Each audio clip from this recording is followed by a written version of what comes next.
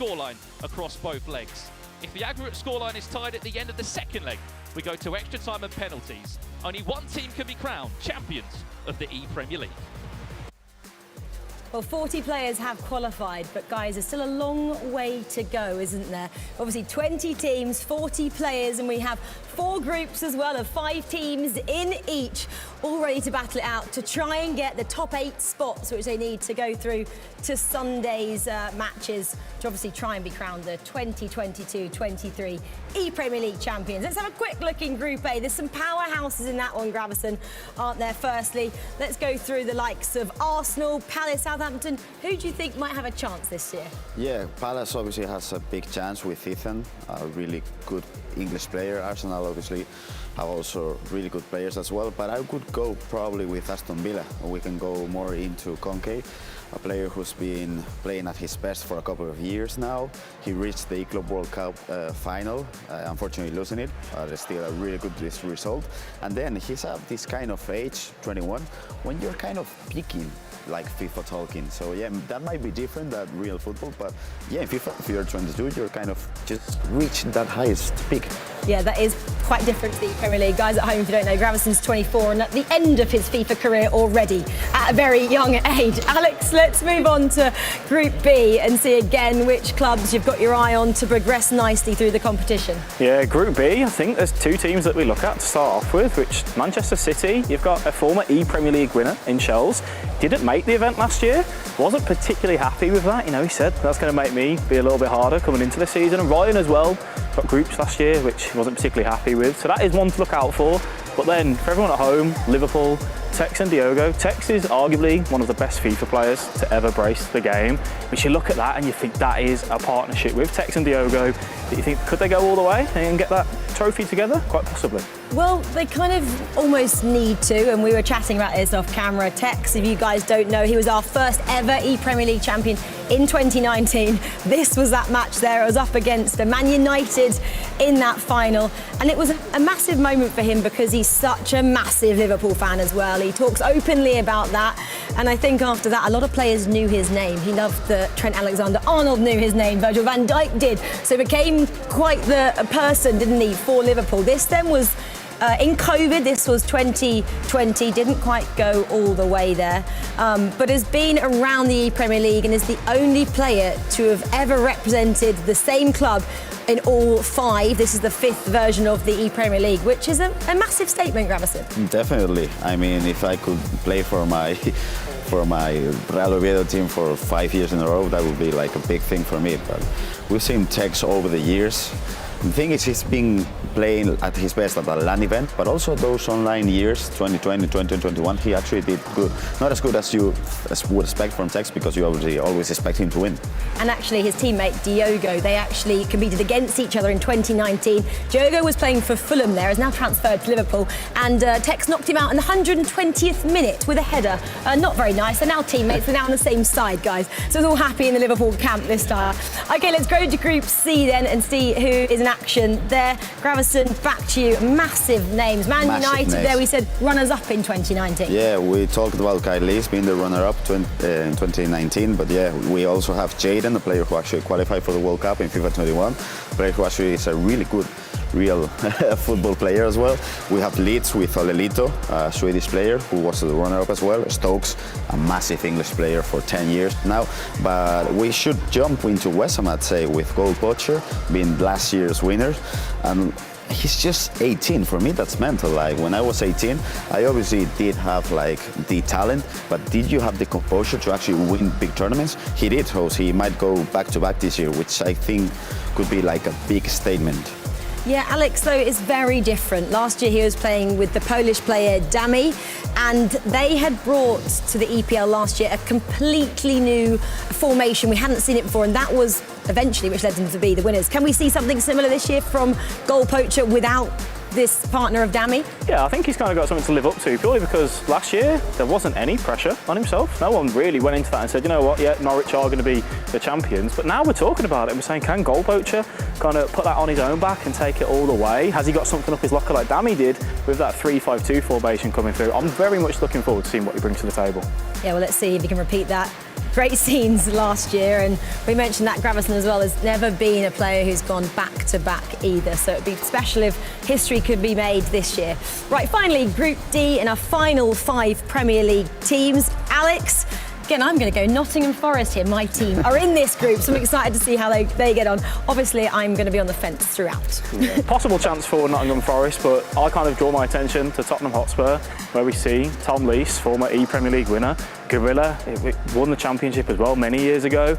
He hasn't been performing too well at the ePremier League over the last few years. He'd be the first person to say that. So he knows that he needs to come here and perform. And we look at that and we say they've got that experience. They're a great partnership. They play outside of that with themselves. But we look at it and we say, well, you've got experience there in that age. Leicester, we've got players at 16 years of age, which when you come into that tournament for Koza, he's never been here before at 16, you can just play with freedom. You don't have any extra pressure on yourself. You come here, you say, you know what, I've got here, I'm going to just go and perform. And I'm looking forward to seeing what he can do. Well, we see that in the Premier League, don't we? Some players making their debut age 16, and for the likes of Koza to be making his ePremier League debut at 16, it's so young. These guys are probably still in school and going back on Monday saying, do you know what I did the weekend? Well, I was actually in London competing in one of the biggest FIFA esports events going. So, he's very much on the map, on Sky as well. And talking of Sky, that's what you're watching right now. But you, of course, can watch on Sky YouTube as well and on EA Sports FIFA Twitch. And there we have 4 streams. So you can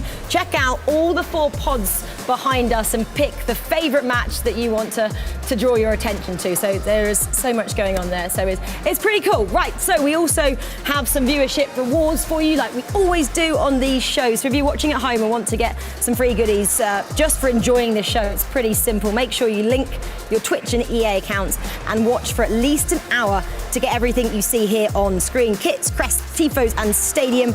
Head over to ea.com/Twitch linking for more information and how to link your accounts.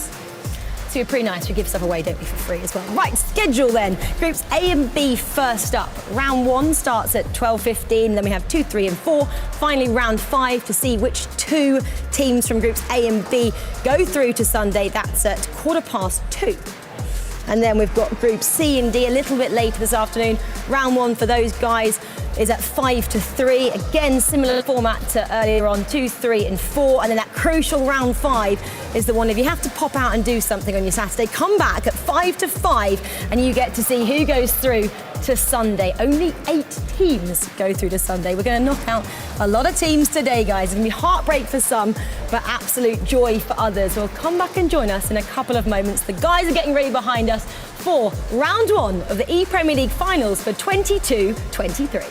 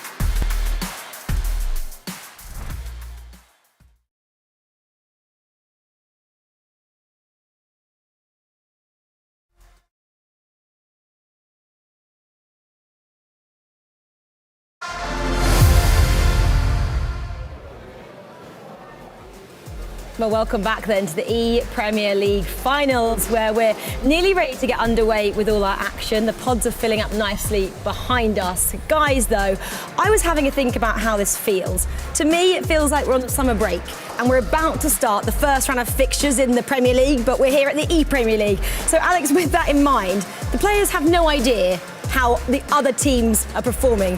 So how do they go about the first round of fixtures? I mean, the first round should just be you going out and saying, I'm going to do what I can do best, which is play FIFA to the highest level. But some players might say, I'm going to try and see if I can just maybe grab that point, get an early lead if they can and see that one through. However, when you have got 2.5 hours to get through these games, if you get that loss in that first game, you've got to recover quickly. OK, well, one final question to you, Gravison, because I think they're just about to log into their game. We've never had a back-to-back ePremier League champion. Would that be something you think you can see from the teams already spoken about this weekend? Definitely. I think it's the 5th year we have the ePrem, so I think we can actually ask a question.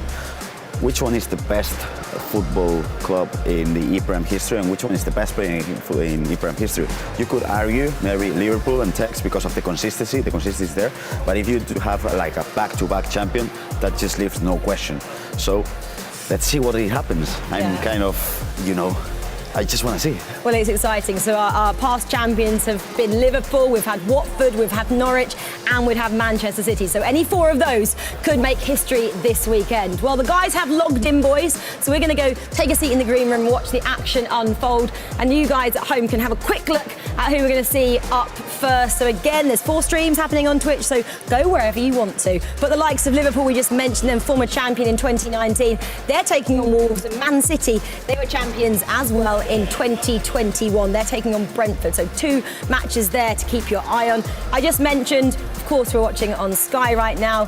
It's also on Sky Sports YouTube and on EA Sports FIFA Twitch, where you have 4 streams, which I've already mentioned, so you can tune in to whatever match takes your fancy. OK, guys, it's time to kick off. So our first match is Manchester City taking on Brentford. Let's hand over to George Overton and Lisa Manley, who are calling this first match. Thank you very much, Rachel. We are here for the first game of the day. It's a massive one. It is a massive one indeed. My name is George Overton, joined by Lisa Manley. Well, what do you think of this game, Lisa? Yeah, it's obviously a massive game. It's on a massive stage behind us. These players aren't used to this, so it's going to be a different feel for them. I'm excited, obviously. We've got City, who didn't do too well last year. On the flip side, Brentford, they came second, so there's a lot of pressure on them. City are going to want to be able to perform and prove themselves this year, though, aren't they? Yeah, definitely. It's a massive stage for Man City. Obviously, looking at the team coming into it, Shells and Ryan Pessoa, looking at this, they've been together so long. We heard the analyst desk talk enough about it. But you look on the other side of things, we've got Adam Ryan and Big Stuff. They're obviously, they've been together for a long time, known each other since 2019. They've been working hard together, not just at club level, but international level as well. And this is their opportunity to really go ahead and prove themselves in the Premier League. Yeah, exactly. And on the flip side, City, we know last year Shells didn't make it, so he's going to want to prove himself. Also, Ryan made it, but they didn't do too well. So obviously they're going to want to be able to show everyone that they're here and they're here to stay to make it into day 2. So I'm looking forward to see who wins this game. Obviously 6 points up for grabs over the 2 games of FIFA being played. So they're going to want to start really, really well. Yeah, they need a big start, and it's one thing we spoke about a lot last year at the Premier League is the teams that did lose early on in the series in round 1. They need to bounce back fast. They need to come back and they need to get their wins. They can't afford to drop 2 losses in a row, because that can almost already show them the signs of leaving. But obviously massive game. We'll have to see how they get on. Man City, what do you think Man City need to do? Because obviously we saw them last season. They didn't perform as well as we thought they were going to do. But coming into it, what do you think they need to do differently this season? Yeah, I think obviously last year it was different because Ryan wasn't with his teammate. He was obviously with B. Hughesy. This year he's with him, and actually in an interview that he did beforehand, he actually said that the proud moment for him during the EPL was the fact that his teammate made it, which means it shows how much it means to him being with his teammate. And I think coming into this game, if they can start really well, then that's great. If they don't, they've only got 5-10 minutes before the next game, so they've got to be able to showcase how good they are. And if they lose, they just got to bounce back quickly, because if they don't, 2 losses in a row, it's not going to be looking good to get out of that group. 100%, but just having a little look at my cue cards just to think about what to talk about. Mr. Big Stuff himself, we're just thinking about, you know, the way that these guys like to play. Will it be able to upset Man City? Well, Gary, he likes to play very fast play style, but he can also play slow. He can slow it down if he needs to. On the other side of things, Adam Ryan, he likes to adapt to his opponent, so he's very much a player that, you know, at any given time he can play in any given play style, and that's something that you need to have as a pro player. You need to have that adaptability, and he's showing that here. He's told us he can do it. We'll have to see if he can do it on the biggest stage. Yeah, exactly. And we saw, obviously, Shells has won before, so obviously if City do go on to win this tournament, he'll be their first ever back-to-back winner in terms of doing it twice. So I'm looking forward to see if he can start well here. A lot of people watching as well. The game, as you can see, is about to start.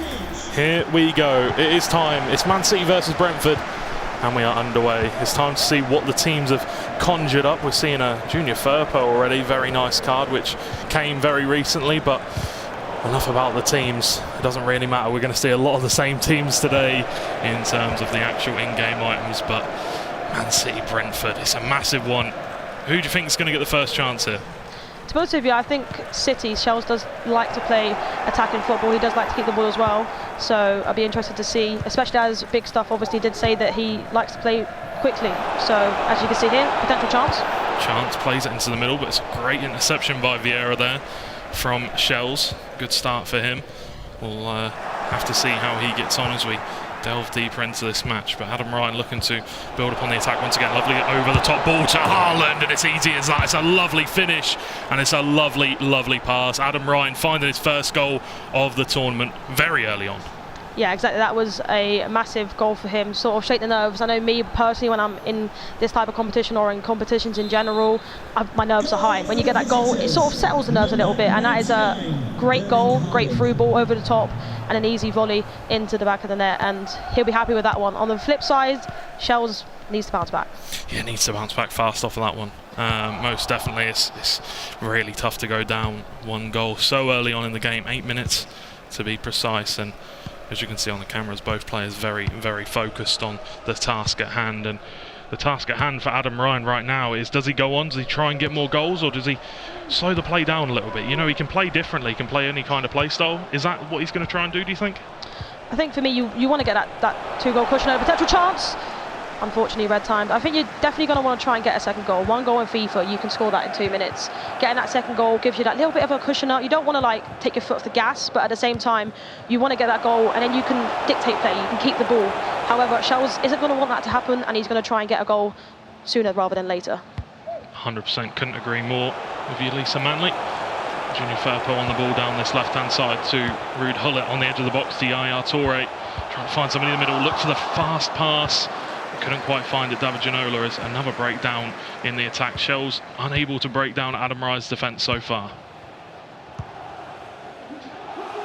I think coming into this, I think if people would have predicted who they think was going to win, it would have definitely been City, especially with Shells' accolades, obviously being able to say that he's a champion prior. However, on the flip side, I feel like the underdog story normally is what you're looking for, especially me when I'm in a tournament. I don't want to be the favourite because it puts pressure on myself. So in this scenario, yes, Brentford did well last year, but it's two different players. Yeah, 100%. It is two different players. It's completely different. It's a completely different skill set for both of these players as well. Completely different backgrounds, everything. Ginola, that's a bad tackle from Haaland. That's an even worse tackle from Ginola. Not too sure what's going on there, but the referee will play on regardless. Gullit to Toure, looks to spread the play out wide. Found Junior Firpo. Anybody there for him to assist, but cannot do it. It's a great save from Van der Sar. Nothing at the end of it, but a good first chance for Shells. Yeah, I want to say that through ball was so good there. You know, there was no space in behind. There was no one to pass to, and somehow he was able to find that pass. And there was not really many options in the box for him to pass it across, so you wouldn't really expect him to shoot with Firpo, especially being a left back. However, there was no other options. Try and test the goalkeeper, maybe get a rebound, but it wasn't to be. Wasn't to be this time. Maybe this time though. Ginola plays in the box if he can find them. Offside position, says the linesman. And 25 minutes into this game, we're about halfway towards the half-time break, and still it feels like Shells is starting to get the lion's share of possession now, the lion's share of the chances. Adam Ryan, since that goal, hasn't really had too much to say for himself, but will he have it now as he brings the ball down this left-hand side? Goes back to Vieira, slows things down, and Very important. Make sure he doesn't rush anything, but he's given the ball away in a dangerous position. Shell's look to counter-attack now. Just chooses to slow it down. Goes to Ginola out wide. Good interception from Junior Firpo once again. Yeah, they seem to both be using similar players. We expected that coming into this tournament. You're going to want to use the meta players. It helps you to be able to just take that edge, you could say. And I mean, they're both playing really well. Defensively, Adam's playing really well. And a potential chance! Oh, very, very close there. And Shell's dripping. That was very, very close. Does not want to concede there, as it will be very hard to get back into the game. And he seems to be giving away the ball so easily. Yeah, it's tough. It is tough when you're getting these big chances. Adam Bruyne, he hasn't had too many of them so far, but when he does get them, he definitely needs to take them. Unfortunately, could not take that one. And Shells, however, I think he'd like to find a goal before the half-time break. I'm sure I'd be right in saying that. However, Vidic is on the ball. Cantona, dispossessed. Kyle Walker now. Hullet, ball over the top to Cantona. It's a lovely one. If he can get a little bit of space, a little bit of time to find the pass, plays it into the middle. Great block. Vieira! And it's a goal. It's another goal for Brentford. Adam Ryan gets his second, and he's going to be very happy with that one. Yeah, it's sort of a player that you don't actually expect to be there, Vieira, especially as the last couple of years people have been using him in centre-back. However, we know that he is good going forward, and it was a lucky deflection, but sometimes you just got to take it, and he did there. And now it's 2-0. It's going to be hard to come back. He needs a goal definitely before half-time. 100% needs to start throwing more bodies forward. That will, in turn, make gaps appear in the defensive line. We'll have to see how Adam Ryan can weather the storm here. Yaya Toure, dispossessed by Kevin De Bruyne and Virgil van Dijk. Calm as you like at the back, can slow things down and hold the ball for Brentford. And there are a lot of question marks for Brentford coming into this tournament. Obviously we wasn't too sure how the two Scottish lads would get on, but they are showing here they are performing very well. At least Adam Ryan having a fantastic first half against two of the big favourites to win this tournament.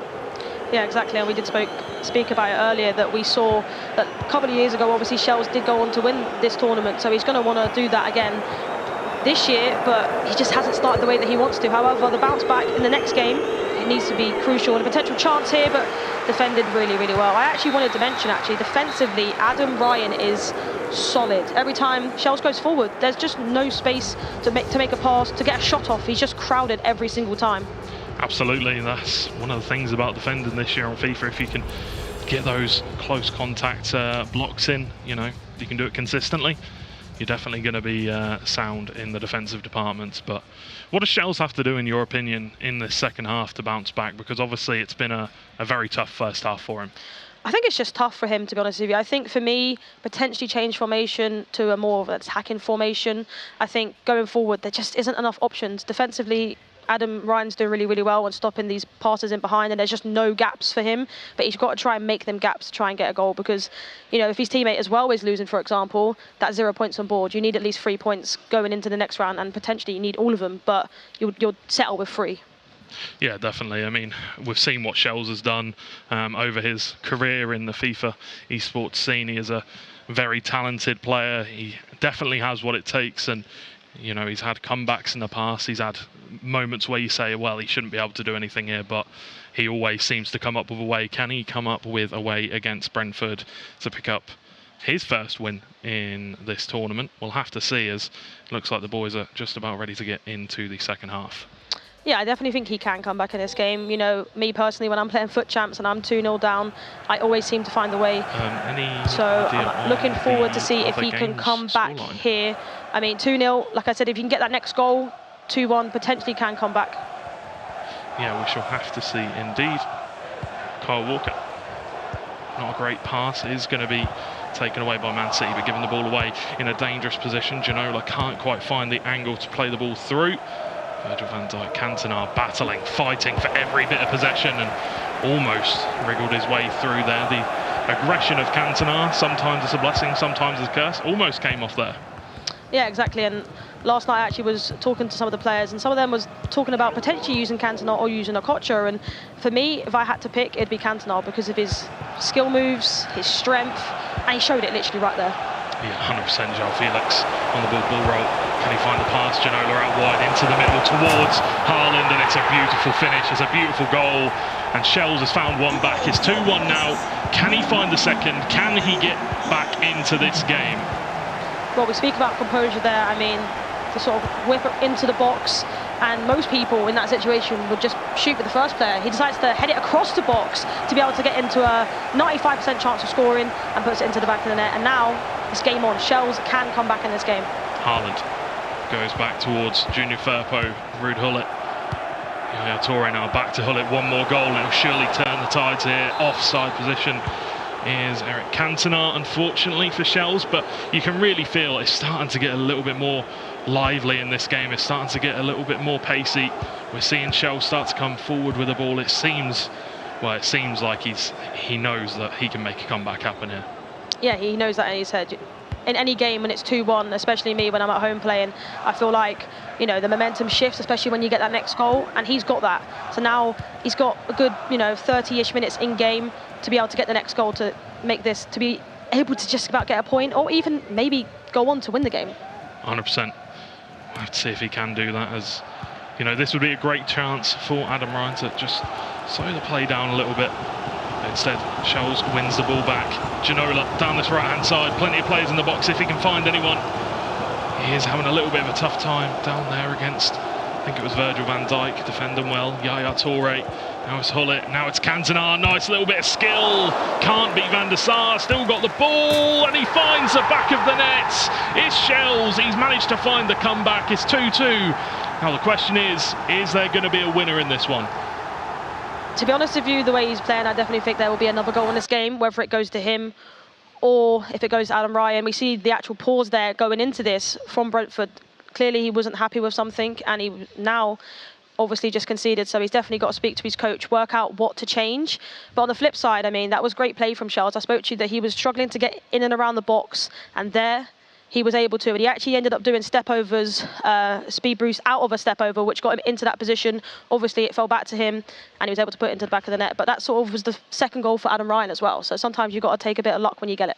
Definitely, and now we've got to see Adam Ryan adapt like he says he can. We've got to see him bounce back from this, conceding 2 goals straight after the half-time break. He's not going to be happy with that one, but there is a goal from Brentford in the other game. Big stuff has found a way into it. We're going to have a little quick look at the replay now. It's Kevin De Bruyne, and it's Haaland, and he just slots it past the goalkeeper, nowhere to be seen. And that is Brentford actually 1-0 up here in the other game between Big Stuff and Ryan Pessoa. So, well, it is very, very interesting here now, Lisa. Yeah, it is, especially as, Brentford are currently 1-0 up in the other game. That's 3 points. Not guaranteed, because there obviously could be still a couple more goals in that game. Yeah. However, on the flip side, in this game, Brentford were 2-0 up. They could have had 3 points in this game. However, can Shells turn it around? I definitely think he can. There's plenty of time left for him to do so. Man City want to be picking up the points early on. Ball played into the middle. Cantona is there to Haaland in a great position. It's not Haaland. He has just been brought on. That might be Mudryk. I'm not too sure. But either way, a great opportunity. Gone out for a corner. Walker. It is Mudryk, the Chelsea man, just signed for the big money. Can he provide a big goal here? He can. It's Mudryk. And Shells has found a way into this game. He made the comeback happen. And it is now 3-2 to Man City.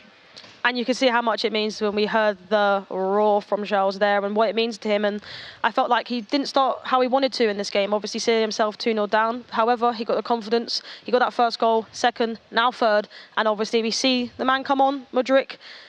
I think he's right around 90 rated in the game at Future Stars item, I'm pretty sure. And he's very, very good. He's very expensive in game, and you can see why. What a finish that was there. What a beautiful finish. Just absolutely smashes it past the goalkeeper. Uses that pace as well, which, we've seen the pundits in real life talk so much about it. He's absolutely rapid and showed it there. And Shells showing his resilience in this game here. To go 2 goals down early on, to believe in yourself, to make that comeback happen. The question is, on the other side of things, can Ryan Pessoa make a comeback happen against Big Stuff? Because, honestly, unless Man City they're not going to be happy unless they get at least 4 points here. I mean, if you ask any of the players before going into the game, they would take 6. But 100%. Especially now, the circumstances, you definitely take 4 if you can. And, I mean, Can potentially, though, Adam Ryan come back here and make it 3-3 and get potential points for his team? He's definitely going to want to do that. I don't know if we've actually seen a chance here in the second half yet for Adam Ryan. Understandably, it's a very tough task coming up against Shells, especially when he is fighting to try and make that comeback happen. You can see in the top right hand corner here the scores from around the grounds if any of you are interested in your top teams, or your favourite teams, sorry. Ball playing into the middle for Haaland, well defended once again by Shells, who he just has looked like an absolutely different player in the second half. Yeah, he definitely spoke to his coach and changed something at the half-time interval there, and it's worked. I mean, he seems to have gone to the 5 at the back now that he's got a lot of players back, but you would do. It's 3-2, you need to try and see out the game, and it's going to be very, very hard, in my opinion, for Adam Ryan to come back into this game. 100%. It will be a very tough task, but, you know, he's a man driven here in this tournament, and that is definitely the case for both Big Stuff and Adam Ryan. They both want to smash it and make their families proud and do their country proud as well. That is for sure. We'll have to see if he can bounce back though and get a goal with just 15 minutes left on the clock. Not too long to do so. Yeah, exactly, and he definitely can come back. You've got to remember, he went 2-0 up in this game very early on, so he's definitely got goals in him, but Shells now is going to want to try and slow down the game, keep the ball, frustrate him, which means he moves players out of position and he can potentially get a 4th goal in this game. 100%, we shall have to see. Right now I can only see it going the way of Shells, but a good counter-attacking opportunity for Brentford could very well see that change. Mudryk down on this right-hand side, looking to cause more trouble for Brentford. João Felix on the ball, trying to twist and turn, find an opportunity, find a pass. Yaya Toure back to Mudryk, just testing and teasing now, trying to break down this Brentford defence. Finds Cantona in the box, and once again this is just holding the ball here from Man City, waiting for the perfect opportunity to come down. Eventually Brentford do get it back, but they need to move fast now. The clock has well and truly ticked down since they last had the ball. Yeah, I'm surprised we haven't seen another pause from Brentford, potentially to go constant pressure. You know, it's not the same format as last year where it's aggregate score over the 2 games. Now, if you lose, it's 0 points, right? Yeah. So I think he's just got to go for it, go constant pressure, send every single person forward, and as I said, there's a pause. Yeah, there has been a pause come out, but is it too little too late? 85 minutes in, potentially not much added time to come on at the end as well. I don't even think we've had a free kick here in this game. We've had a few play-ons, but nothing really too crazy. Mudryk, really good tackle, blocked by Junior Firpo to make sure that ball can't be played down the wing. That would have been very difficult, but you can see now game management coming into play for Manchester City. He's definitely not going to get this pause. That's why it's definitely too late that he did it. You need to be doing it in the 75th minute to get that, because he's going to keep the ball. He's not going to be able to make the changes. You know, if he was on constant pressure here, he potentially would have got the ball. So it's definitely something he needs to change. And on the other game, between Big Stuff and Ryan Pessoa, they've actually picked up the win there. So 3 points for Brentford on one side of things, and as we go down to the final few seconds, it looks like Manchester City will be picking up the other 3 points. So 3 points for City, 3 points for Brentford. You've got to say, I would say it's a fair result. I think both teams played well throughout the game. I think Adam Ryan had a fantastic first half, but just couldn't take it home. Yeah, it definitely is a fair result. I mean, what a comeback there for Shells. On the flip side,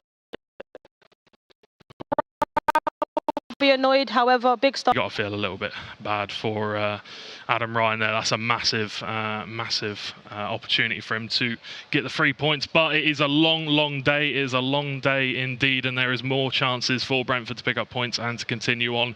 And you've got to say, you know, coming up against one of the absolute favourites, they have to be happy with picking up 3 points against Man City. Yeah, exactly. I definitely think they'll be happy with that. However, on the flip side, he was 2-0 up, so he'll definitely be devastated as well. But on the flip side, it shows how good he is going into the next games. 100%. We've got some match highlights coming up, indeed, for you guys, so we can have a quick look at how the game went down. Lisa, do you want to have a quick talk about this? Yeah, and this was a great through ball into Haaland, and he's always going to pull it in the back of the net from there, 1-0 up. And, you know, in this situation, we thought, wow, could this be amazing start for Brentford, and it was. However, later on, we saw another goal from Brentford, and as you can see here, this is how it started. Walker winning the ball up high up on the pitch, a great through ball from Gullit, and Cantona, the strength, he showed it there.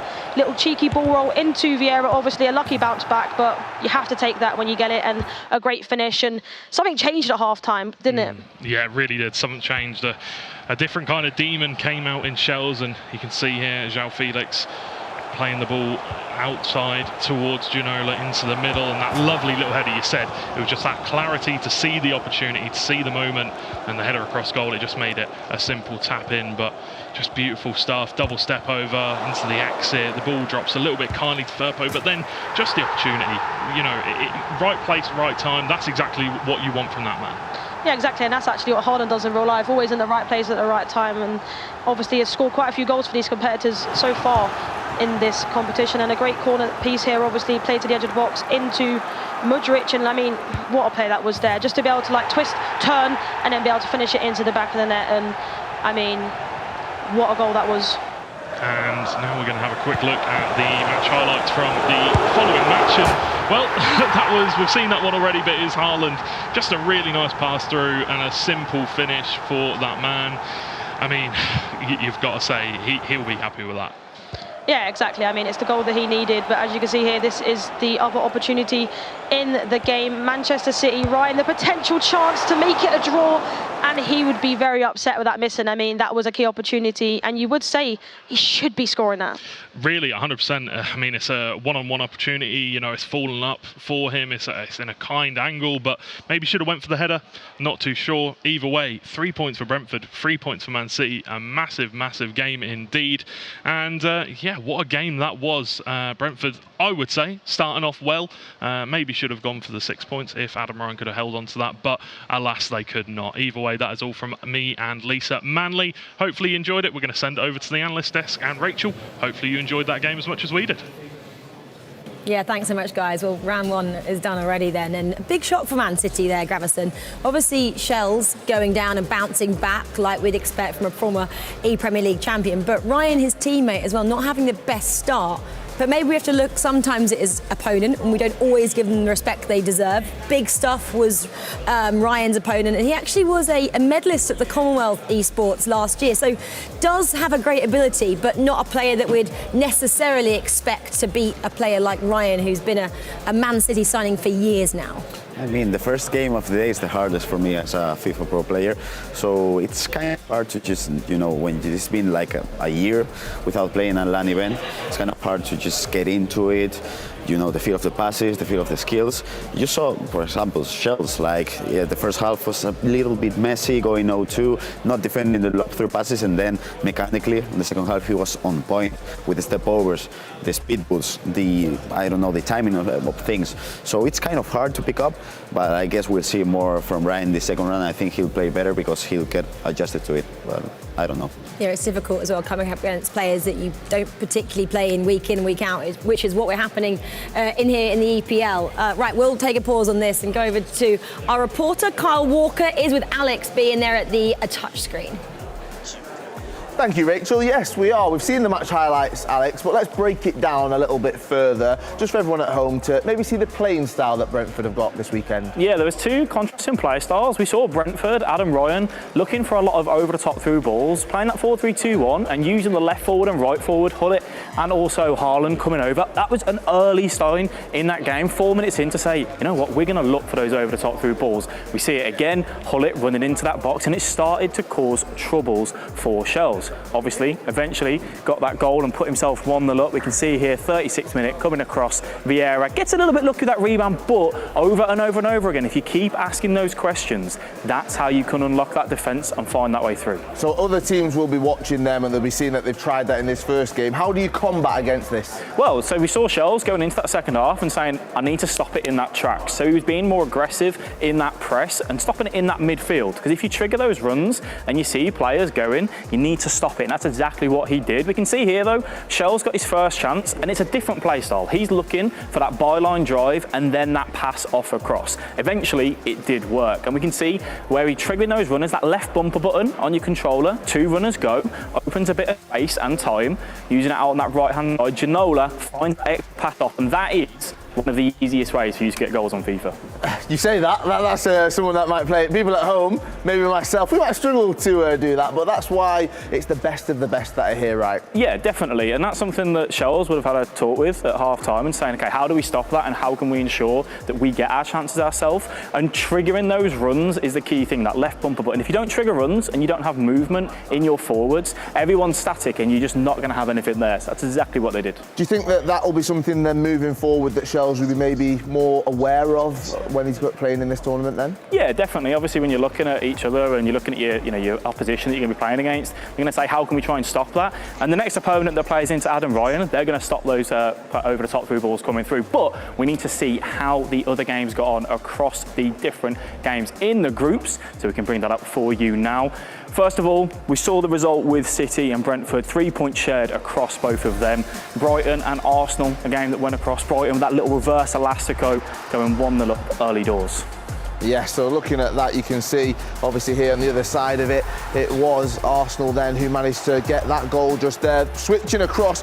This was a shock and a surprise. Wolves went 1-0 up, but it was Liverpool who managed to come back, and they did get that win right there. Flipping back to the Arsenal-Brighton side of things, Arsenal were 1 up, Brighton managed to score that, and then we look at Crystal Palace-Southampton, and it was Crystal Palace who managed to open that scoring right there. On the other side of things, well, as we've seen, Crystal Palace, here we are, scoring once again. In the other side though, it was Southampton who got that first goal. Right, 1-1 it was just here. And as you see, just there, another great goal. These highlights coming at us thick and fast right now.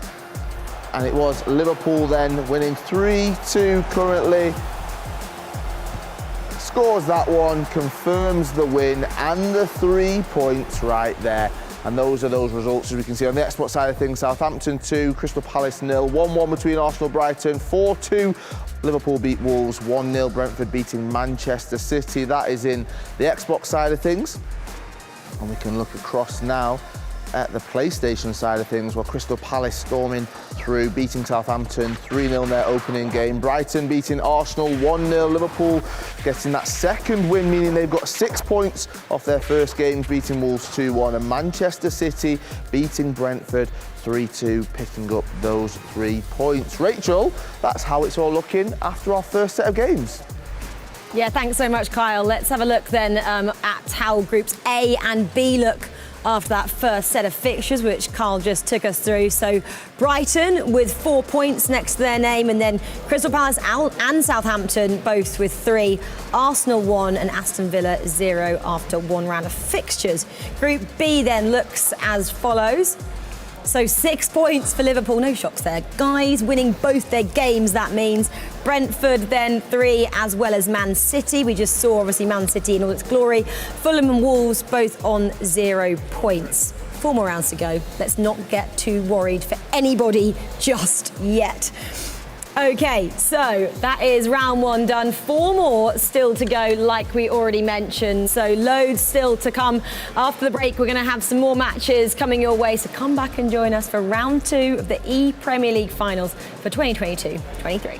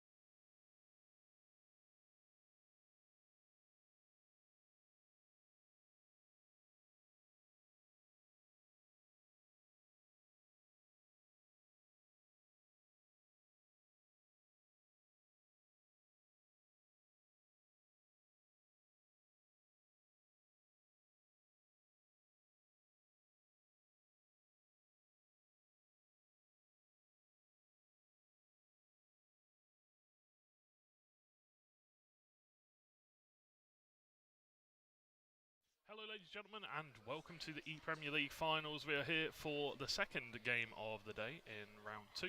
It is going to be Brentford versus Liverpool. Should be a massive game. It's Diogo versus Adam Ryan.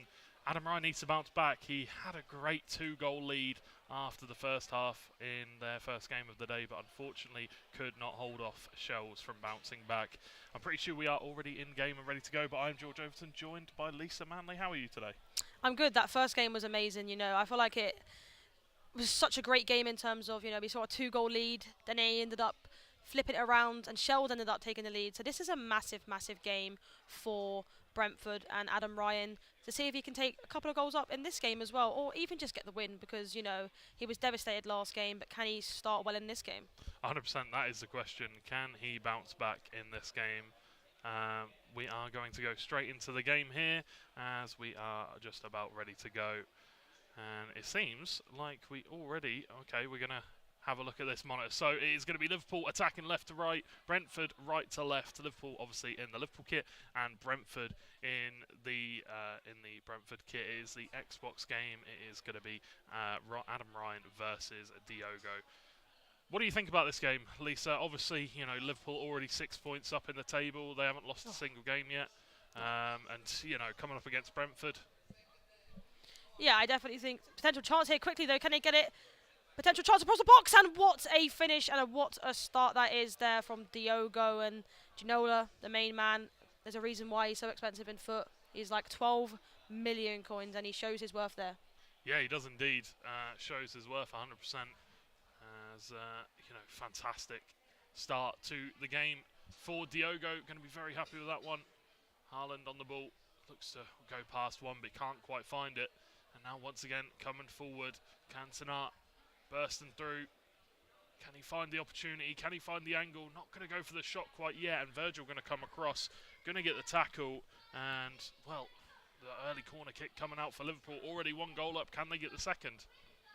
He started very, very strong here, Diogo, to be honest with you. On the flip side, potential chance here again, and Cantona scores! Foot birthday Cantona, and what a finish that was there for him. He started very brightly, sort of like how Adam Ryan started last game, wasn't he? He was 2-0 up, and this is on the flip side for Liverpool. Can he do a Shells and come back? Can he indeed? So this is the Xbox side of things the producer has made me aware of. So this is actually Big Stuff versus Tex. So Tex 2 goals up, if I am correct in saying so. Just working out the kinks, obviously. First hours of the day, so just getting into the flow of things. But we'll get there. It's all going to be good. Either way, a 2-goal lead already for Tex. And on the other side of things, if you're looking and wondering about the PlayStation game, currently a 1-0 lead going the way of Diogo as well. Yeah, exactly. They're both starting bright, and we sort of expected that, especially as we know that they have won before, especially Tex, and Diogo has obviously got to a final, ended up losing to Tex. So they've been in a very good situation before. Potential chance here for Ginola. Tex is playing really, really well, and it's going to be very, very hard on the flip side. Yeah, it's going to be tough to find a comeback here for Big Stuff. I'll be completely honest. 20 minutes in, a 2-goal advantage. Tex, obviously, you can say what you want about him. You can talk about his accolades. You can talk about his past, his history. There's only one word you need to say. He is the GOAT. In my eyes, he is the GOAT, straight up. What do you think? Have you got an opinion on the GOAT situation? I'll be honest, the first word that I thought of was legend. Potential chance here, and it's going to be claimed by Van der Sar. I just think, in my head, and I'm sure people watching as well, he's the best player in the world, or if not one of the best players in the world. And I mean, it shows it here. He's 2-0 up comfortably. I mean, Brentford haven't even had a shot on target. They haven't, but it might well come now through, Vidic looking to bring the ball forward. Now it's Cantona over the top ball to Haaland. This could be the chance if he can beat the goalkeeper. He's gone for it with his head. That is not the opportunity that you wanted to see, but you've got to say, very well done by the Dutchman to come out, claim that ball. A great save from the goalkeeper. Yeah, and Big Stuff actually has started to come forward a lot more now. Potential chances for him to score. A great pass there to Gullit. Oh! What do you say about that? What do you say about that beautiful German cross headed down? You'd expect him to go for the shot, to be honest. That's a lovely over-the-top ball. Referee hasn't pulled her flag up quite yet. Ginola turns inside. Lovely reverse elastico. Can he find anybody in the middle?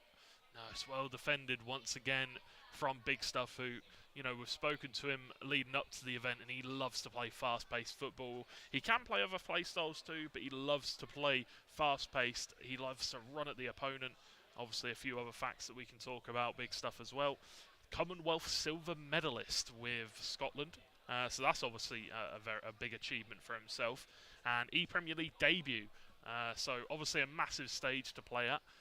You know, obviously all in land, so everybody's here in person. It's a big occasion. Yeah, it's a big occasion, and I'm sure he'll be happy to do it with his, you know, arguably one of his best mates, especially in the scene. You know, plays for Scotland as well, and a potential chance here for Tex. João Felix! He's just making it look too easy at this point, I can't lie. I mean, what a finish there. 3-0.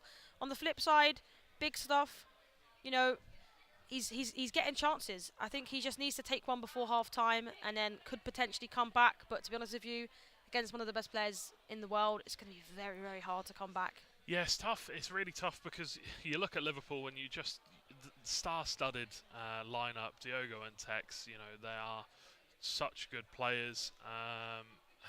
What can you even do against them? It's so tough. Do you play fast-paced? Do you just try and solidify it at the back first? They always seem to find a way to score, especially Tex, you know, seems to be so good at breaking down defences. Yeah, that's the one thing about Tex. You know, he's very, very good going forward. You know, a few years ago we saw him do the triple elastico in a final and was able to score. You know, going forward he's so unpredictable. You don't know what he's going to do. Is he going to do a reverse elastico? Is he going to do an elastico? Is he going to do a potential chance there? And unfortunately it wasn't. Is he going to do, you know, there's so many skill moves he could do. Is he going to, you know, do a rainbow flick? There's so many different things you can do, and potential chance here for Big Stuff to go forward.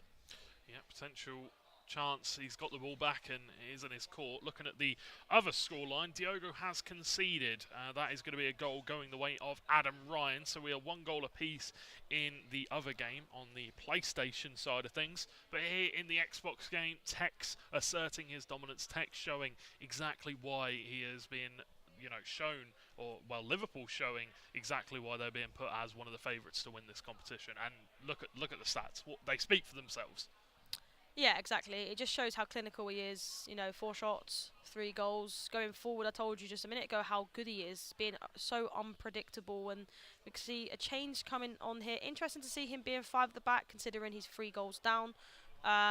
However, maybe defensively he doesn't feel strong enough against one of the best players in the game, so he's going to sit in this formation for now and maybe change it, because we do know obviously this is different to how it was last year in terms of format. It is an aggregate score over the PlayStation and Xbox game. If you do lose in this game, you get 0 points. On the flip side, obviously, if you get a win, it's 3 points, and a draw, it's a point. So, you know, he needs to go for it. He's not going to lose anything if he concedes a couple of more. No one's going to remember the scoreline. 100%.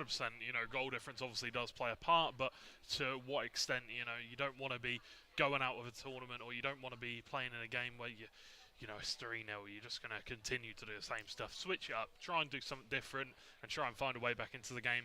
But you know, if we're talking about looking at the other game, the Xbox game. The PlayStation game, currently 1-1 going into the second half. So that one is looking interesting. We'll have to see if maybe we can have a look at that at some point. But either way, you know, a really good opportunity for Brentford to take some points away from Liverpool. Maybe not here in this game that we're watching currently, but definitely in the second one. Yeah, exactly. I think, you know, it's definitely dominance from Tex. On the flip side, it's a very, very close game. 1-1. Can Diogo get the 3 points for him? Potential chance for Tex now to potentially get another one, but it is 1. And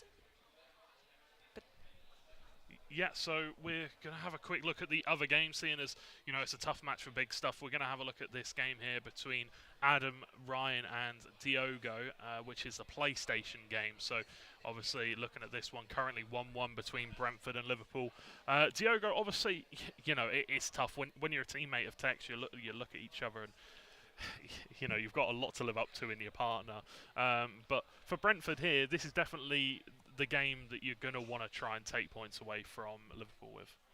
yeah, exactly. I feel like going into the game, you know, you always think to yourself, you're not going to likely beat Tex, so your partner has to sort of do the deed as such. And I feel like Diogo, personally me, when I have a teammate that is as good as Tex, it gives me confidence. I know that if I do somehow fail and don't live up to the expectation of me and my teammate, I know that he will do it for me. However, you can't always rely on that, especially in the later stages, especially into day 2, because you'll see yourself out of the competition. So yeah, it's tough, but definitely having a teammate like Tex definitely does give you confidence. 100%.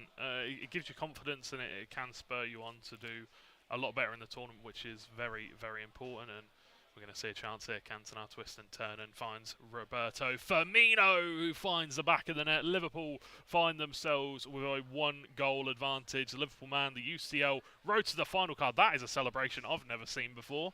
But here we go. Liverpool 2-1 up, and looking at the other games, still 3 goals up. Might even be 4. I haven't seen yet, but either way, they're looking good here in this tournament in the first 2 games.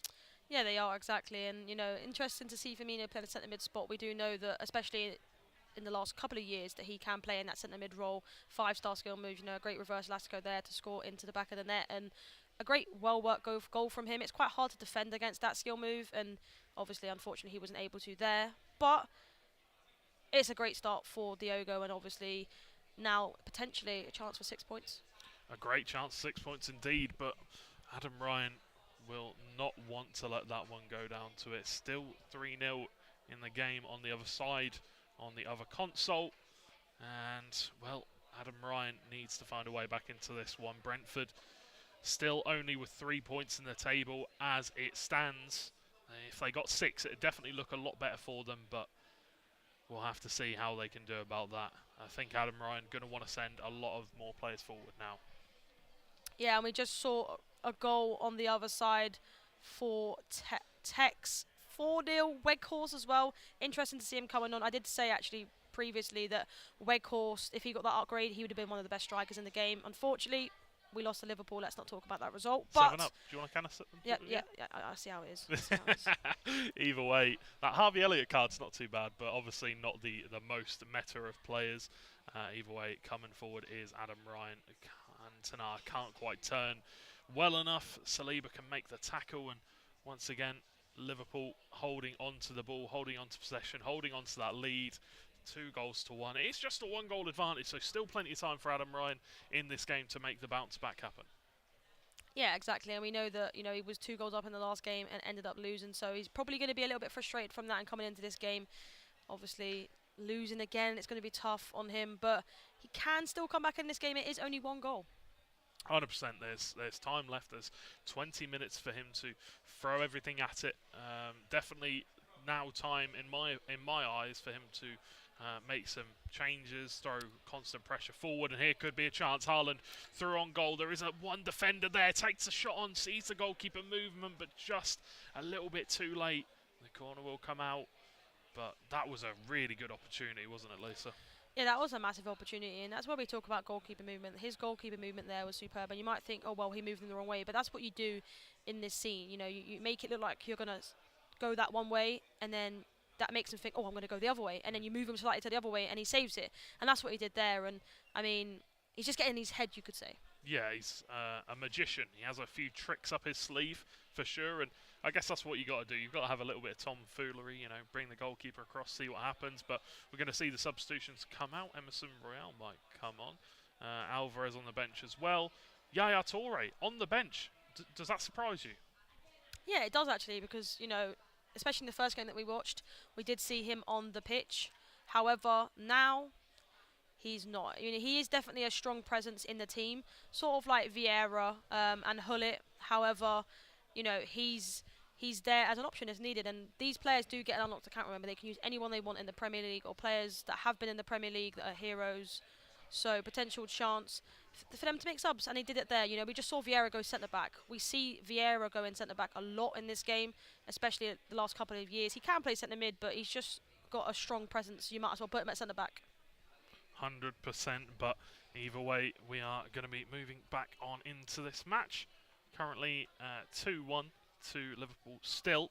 Brentford, the time is ticking down for them to pick up any points from this series. Currently 4-0 still in the other match, so no movement there, but a chance for Adam Ryan to at least get a point. He needs to find something here in this match. Will he find it here? No. So well defended. And it seems like we are going to be switching over to the Tex game. We did see it 3-0 prior to moving off. Now it is 4-0 and a potential chance for him to score another. Yeah, potential chance for him to do so indeed. Ginola on the ball, twisting, turning, finds a shot, green time finish, but cannot find the back of the net. It's a great save from the goalkeeper, as this one is a mere formality at this point. You know, goal difference comes into account. Oh, that would have been a lovely finesse to the back post there from Kevin De Bruyne, but denied by the goalkeeper. Maybe a chance for Big Stuff to get a goal before the end of the game. I keep looking towards the other monitor. That's a green time. Oh, I tell you what, that would have. It might be 4-0 in this game, but that would have been potentially the goal of the tournament. Yeah, it definitely would have been. You know, I mean, if that went in, I think everyone in this room would have heard us, because that was a massive chance. Not that it would have made a difference, of course, but you know, you could still say it's like it gets your confidence up. You scored against Tex. Exactly, and that's a massive thing. But either way, Tech's going to be picking up the win there in that game, 4-0, so that's another 3 points for Liverpool. But we still have this game to talk about. Is there a chance for Adam Ryan to find himself and Brentford a point here in this series? It's looking less and less likely as we go on, because the time is ticking down. 87 minutes left to go. Can we see it happen? Kevin De Bruyne, Ginola to Mohamed Salah. Seeing him take on the shot. It's a great save from Van der Sar, in fairness. And it was a cheeky little shot. A corner kick will come out. Let's have a look. Kevin De Bruyne. The clock's ticking down. Not long left to go. He's given the ball away, and that could be it. But he's won the ball high up the field once again. De Bruyne to Gullit. It's a great save from Van der Sar once again. Emerson Royale will pick it up, and that could be all she wrote. Wow, that is 2 massive, massive chances there. And you could say if he green timed it, potentially could have scored there to make it 2-2 and obviously get a point on board, but it wasn't to be, and Adam Ryan will be very, very upset with that, considering in the last game you could say that he should have won it, especially being 2-0 up. 100%. 100%. It's a tough one to take for Adam Ryan. It's been a bit of an unfortunate day for Brentford. You know, coming first 2 games of the day, Liverpool, Man City. That's always going to be difficult. It's always going to be difficult to pick up points. They picked up 3 in the first game against Man City, but unfortunately against Liverpool they could not do so. No points for them. But honestly, you know, looking at the rest of the fixture of the day, they've got, who have they got coming up next? They've got Fulham, then they've got Wolves. Those are points that they need to pick up. Yeah, it definitely is. I feel like they definitely played the 2 best teams first. Preferably, you wouldn't want to play them until, you could say, last, because you want to get warmed up. Yeah. You know, that's their first game. However, they did get points against City. They should have got points against Liverpool if you think about it. So now, in the last games, you have to be getting at least 6 points from both of them. Yeah, you've got to be picking up points, and in this situation, they need to be picking up points against these future teams. You know, Fulham, obviously a very tough game. Gangle and Shorey, very difficult opponents to come up against, and you know, Wolves, Kai and Joey, they're 2 players that we talk about a lot. Joey, one of my favourite players in the FIFA scene, absolutely great guy. How do you think they're going to get on against those opponents, though? Yeah, I definitely think it's going to be tough. You know, Joey and Kai actually played together in ePrem last year, so they're used to each other. They've obviously been practicing, so it's going to be tough. Obviously, we know that on the flip side, Brentford have played together for a few years as well, so I think it'll be a good game. They definitely need to get at least 3 points from them, arguably 6 points.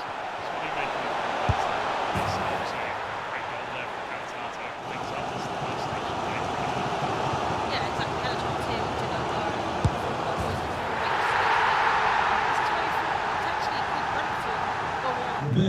get the points in this game. And moving on to the Xbox side, this is Weghorst in around the box, twisting and turning with Weghorst. I spoke about the card earlier. If he got that upgrade, he would have been one of the best strikers in the game, and we're seeing Tex using him really well. Another chance there. He's going to be someone for them to be able to come back. Unfortunately, it was a great save.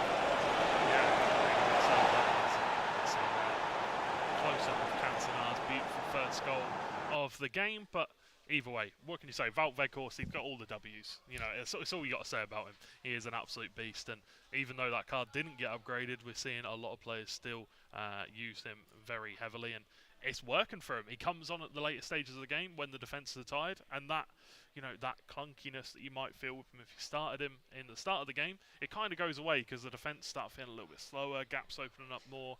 Do you feel the same? Yeah, exactly. I do think Weghorst will be used quite a lot in this game. I think, especially as a super sub, Haaland's definitely got to start over him. However, he'll come on and he'll definitely score a lot of goals and maybe some 90th minute winners for them. Who knows? Yeah, we'll have to see. But either way, that was the end of the second game here. And we are going to throw it to a very quick break before we get into the third game of the day, which will be Fulham versus Brentford. So go grab yourselves a drink and a snack. We'll be back in a few moments' time with the next game of the evening.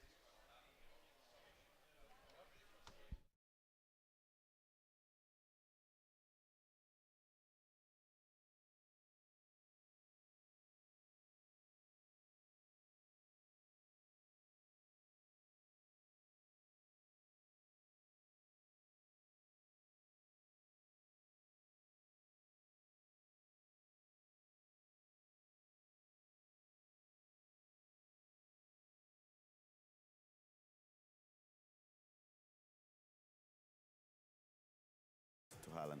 And Does anyone, Gravison? No. I think maybe you can. He was using the three defenders at the back, 3-4-2-1. I don't think the fullbacks didn't actually come back on defense that quick. I think maybe if he would have used the 5 defense at the back, the 5-4-1, maybe the crosses would have been stopped.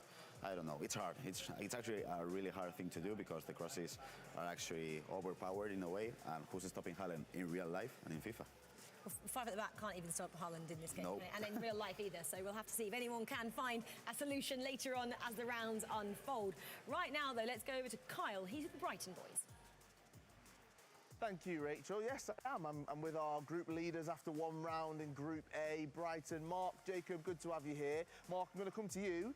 You know this tournament quite well, don't you? It's your 5th time competing in the ePremier League. Is this the time that you're going to do it? I hope so. I've genuinely finished like every possible outcome apart from win it, so I'm really hoping this is the year. And Jacob, you were saying just before that he's got to get his hands on that trophy. You want to make sure that you help him do that. Drawing that first game for yourself, not the best result and the best start that you would have wanted. I could see that you were visibly frustrated at that before. How are you feeling now? Yeah, still the same. Like you said, I definitely want to get him that title. I think he deserves it out of most people here.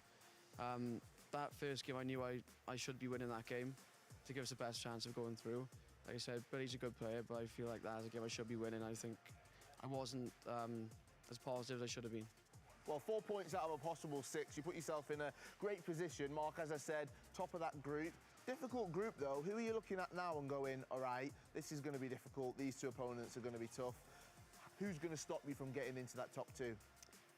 Well, the remaining games is against a couple of my teammates, Colin Kai at club level and Michael at national level. So we know each other well. It's going to be interesting how it plays out. And you were saying before that your next game, you're coming up against someone that is obviously incredible on the console, coming up against a teammate of his as well. Has he been giving you any tips, any pointers on how to beat him? Not quite yet. I hope he does in a minute, though. But yeah, he's the game I come into it most worried about. If I can pick something up here, I think we have a really good chance of topping the group. Well, good luck for that one. I'm looking forward to it. Rachel, that's a slight insight into our Group A leaders. What did you make of that? Well, Carl, the fact that they were leading, they seemed a little bit dejected. They obviously were looking for the total 6 points on offer in round 1. 4, though, guys, there's nothing to kind of be as disappointed as they seemed, Gravison, about. I mean, you always expect like the perfect result. So even though you're leading, you expect to get those 6 points at least. But yeah, I mean, they should be happy. They're playing well. It's round 2 yet, so they're in a good position. But I kind of like that attitude, you know, of just not being confident enough. Let's just say we have 3 rounds to play. Let's just play, and the job is not done. They want more from themselves every round. Well, this was the round 2 Xbox results we just saw there.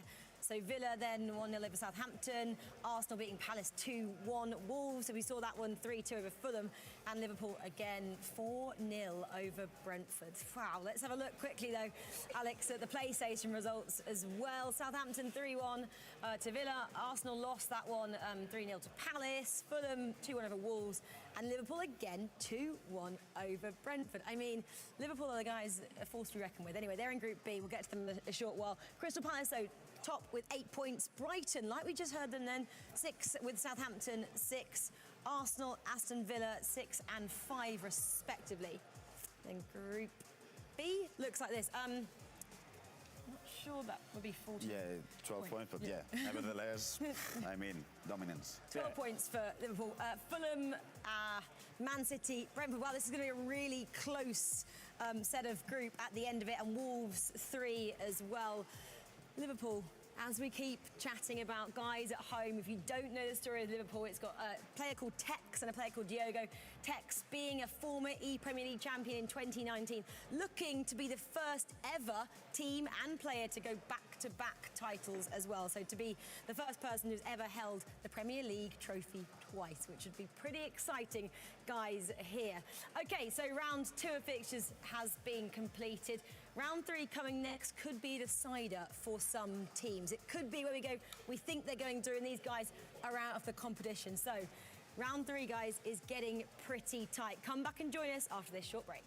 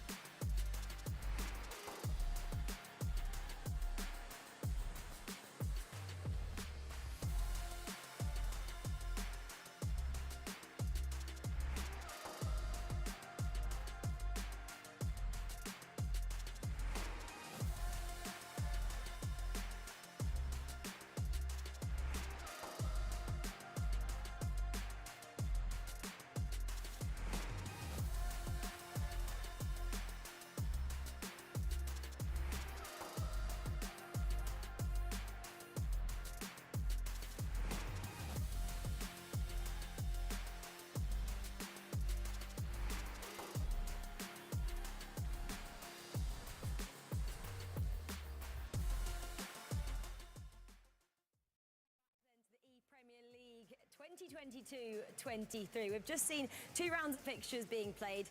We're looking at completing 5 rounds of fixtures for groups A and B. And one team have been making things look pretty easy, I'm going to say, boys, is Liverpool. And they're taking on the powerhouse, which is Man City. Man City possibly haven't been playing how we'd have expected them to. I'd like your thoughts on that in a second. Let's quickly have a look at what's coming up. Then that's what I was talking about, B there. Guys, in terms of Liverpool, unbeaten so far, Alex, what have Man City got to do to try and get a point. I'm talking about one single point from this matchup. Well, the worst thing is that playing Tex and Diogo in itself is a difficult thing to do, but when they're unbeaten, they're going to be so much more confident. For Shells and Ryan, it's just about trying to get that early lead and saying, you know what, can we stop Tex in that attack and Diogo? But it sounds easy. It's not going to be a hard thing to do for them. Just looking over your shoulder, Gravison, there and seeing how relaxed the Liverpool boys look, and this is them on your screen now. That's Tex that you can see. He won this title in 2019, and his partner, who you can't quite see, Diogo, actually they were on opposing teams in 2019, and Tex knocked Diogo out like you do. They're now teammates. What have you made of their performances being unbeaten so far? I mean, they're playing well. They're playing good FIFA. They're playing consistently good. And I think this kind of takes pressure off Diogo's shoulder, because when you're playing with such a big teammate, not only big, but a teammate who obviously you expect to win every single time, you expect him to win every single time, you kind of get in this mindset of, maybe if I don't win my matches as well, I'm not going to be good enough. So this kind of plays a huge factor for Diogo, confidence-wise, winning all his group matches. It can make him just win a lot of confidence for the quarterfinals, semi-finals. I think Diogo is playing really good this year, and I think this can be his year to win an ePrem title. Well, Tex is possibly making Diogo raise his game as well, which is exactly what we love to see. You can watch that matchup as well on stream on EA Sports FIFA Twitch, and there's loads of streams there. There's 4, so you can tune into the game we're talking about, Liverpool, Man City, or any of the other 3 that are behind us as well. Or you can watch on the Premier League YouTube channel. Well, the big one we were talking about is Liverpool taking on Man City, and Richard Buckley and Brandon Smith are calling this one for you. Thank you very much, guys. Yeah, you'd think this is a knockout game. No, it's not. It's a matchup in Group B. What a game it is. 2 football giants with some incredible FIFA eSports stars, Rich. City against Liverpool. Also, a game behind me. It's just there. Brighton Palace as well up on the opposite group. There is so many big games taking place in this 3rd round of group play. Yeah, and really, not only are they massive games, not only are they massive ties, huge personalities facing off against each other, Ryan, Shells, Liverpool, Tex and Diogo, but it really must earn points, really, if you look at this from a Man City perspective. I know we were talking about it in the break. You were saying which tie favours City probably more. I would lean towards Shells against Diogo, but every time that I speak with Ryan, he often joins us in the commentary position. He's been on many a broadcast. He talks about Tex so much. He talks about him in such a glowing light, but he does fancy himself. And I think because of both players being British, both players having played against each other so much, they've been competing for years and years. The event that Tex broke out in Barcelona 2018, who did he beat in the quarter-finals? It was Ryan Pessoa. It was the man in front of him here today. Almost 6 years later, we're here live in London at the ePremier League. City versus Liverpool. Big game. Massive game. And look, there's one thing that you can't fault with this Liverpool side. They have been perfect. Even when they've had question marks over them, 12 points from 12. You could argue a win here and you boys you can go and chill out. 1 win out of the 2 games. 15 points. You've probably done enough mathematically in this group. On the flip side for Manchester City, 3 points on the board so far. 2 massive games. We will be focusing predominantly on the Xbox side of things, as we said. Ryan Pessoa against Tex. As Diogo faces against Shells. This is Group B. It is the group leaders. What's so special about this tie as well? What have both these 2 teams got in common? They have both won the Premier League before. After a penalty shootout like no other against Leeds United, Man City were victorious. Good start. Liverpool winners of the first ever ePremier League. This could be a perfect start for Ryan Pessoa. It's Erling Haaland. It'd be a perfect start, but it's an even bigger save from Edwin van der Sar. Corner played short. Looking to create something here is Ryan. Go back to that chance in a split second as it's headed away. Love the work down the byline for Ryan, opening up the space. And I'll be honest, you used to expect it to go in. You used to expect it to hit the back of the net. A great save from Van der Sar. A little bit of goalkeeper movement, just shifting him into that near post area. But a really, really solid start if you're wanting Ryan or Man City to pick up any sort of points here. The intensity to the start of the game from Ryan Pessoa, just trying to work Tex around the pitch. Well, he knows he needs to put him on the back foot. In a one-legged game, 90 minutes of FIFA, that's all we're playing. No extra time, no penalties. If you can put yourself in a position of just ultimate authority, you can control where the game takes place. That's how you're going to pick up any sort of points against Tex. We saw Joey Sharp, first game of the day, and Kai FIFA, Wolves against Liverpool. Both players were in a winning position against Liverpool, and they just sort of took the foot off the gas just a little bit. They rested on their laurels and just sat in that 5 back, and allowed Liverpool to take control of the game. And what happened? A 2-1 and a 4-2 result Liverpool's way.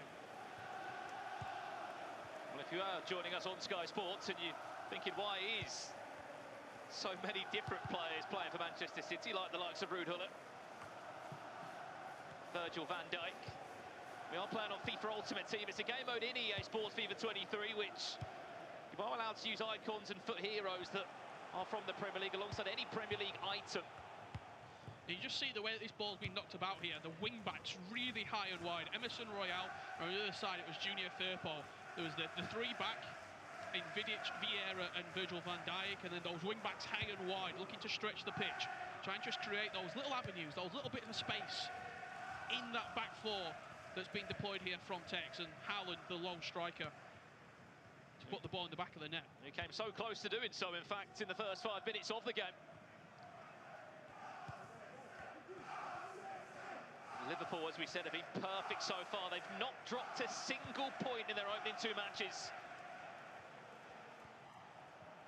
Big wins against Brentford and Wolves in Group B. What you're seeing here, just patience from Tex. He's almost waiting to see if Ryan will bring a player out of position, create some space. He can manipulate the ball in these areas in the middle of the pitch using skill moves or tight control dribbling. And he's just waiting. He's in no rush to go forward. But when that opportunity comes, he will capitalise on it. And the timing of those tackles, Richard, are so important. We just saw there from Emerson Royale. Not the most popular fullback that we've seen back so far in the Premier League, but he comes into the team for Ryan Pessoa. Yeah, he's very new into Ultimate Team. He was only released yesterday into the database. And, I mean, I'll be honest, he's knocked the ball out of play twice in the only 27 minutes, so maybe we're getting that decision already. But I like the fact that you've sort of seen him, you've gone, yeah, I like what I see there, I like the skill move upgrade, I like the attributes increase, and he's the best in that position. Talk about some big players, but it's also because he can go forward. Given the formation, given the way that Ryan's deployed this, you need those wing-backs. You can't have rudimentary wing-backs. You need players who are explosive, who can attack the space, who can create opportunities. The most important players when you line up like this with the wing-backs in that particular formation are those players. Left wing-back, right wing-back. They're the creative forces. Well, one of those new creative players is João Felix. His new promo item following that move to Chelsea. Has not just featured in the team for Liverpool, he's been in amongst quite a few of the goals they've already scored here in the ePremier League.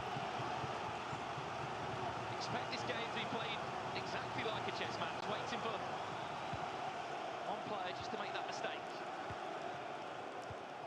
So far, both have been perfect. As Man City try and work Liverpool around the pitch to try and find an opening, to try and find a chance. That's clever into Erling Haaland, even better defending there from Leeds United's Junior Firpo.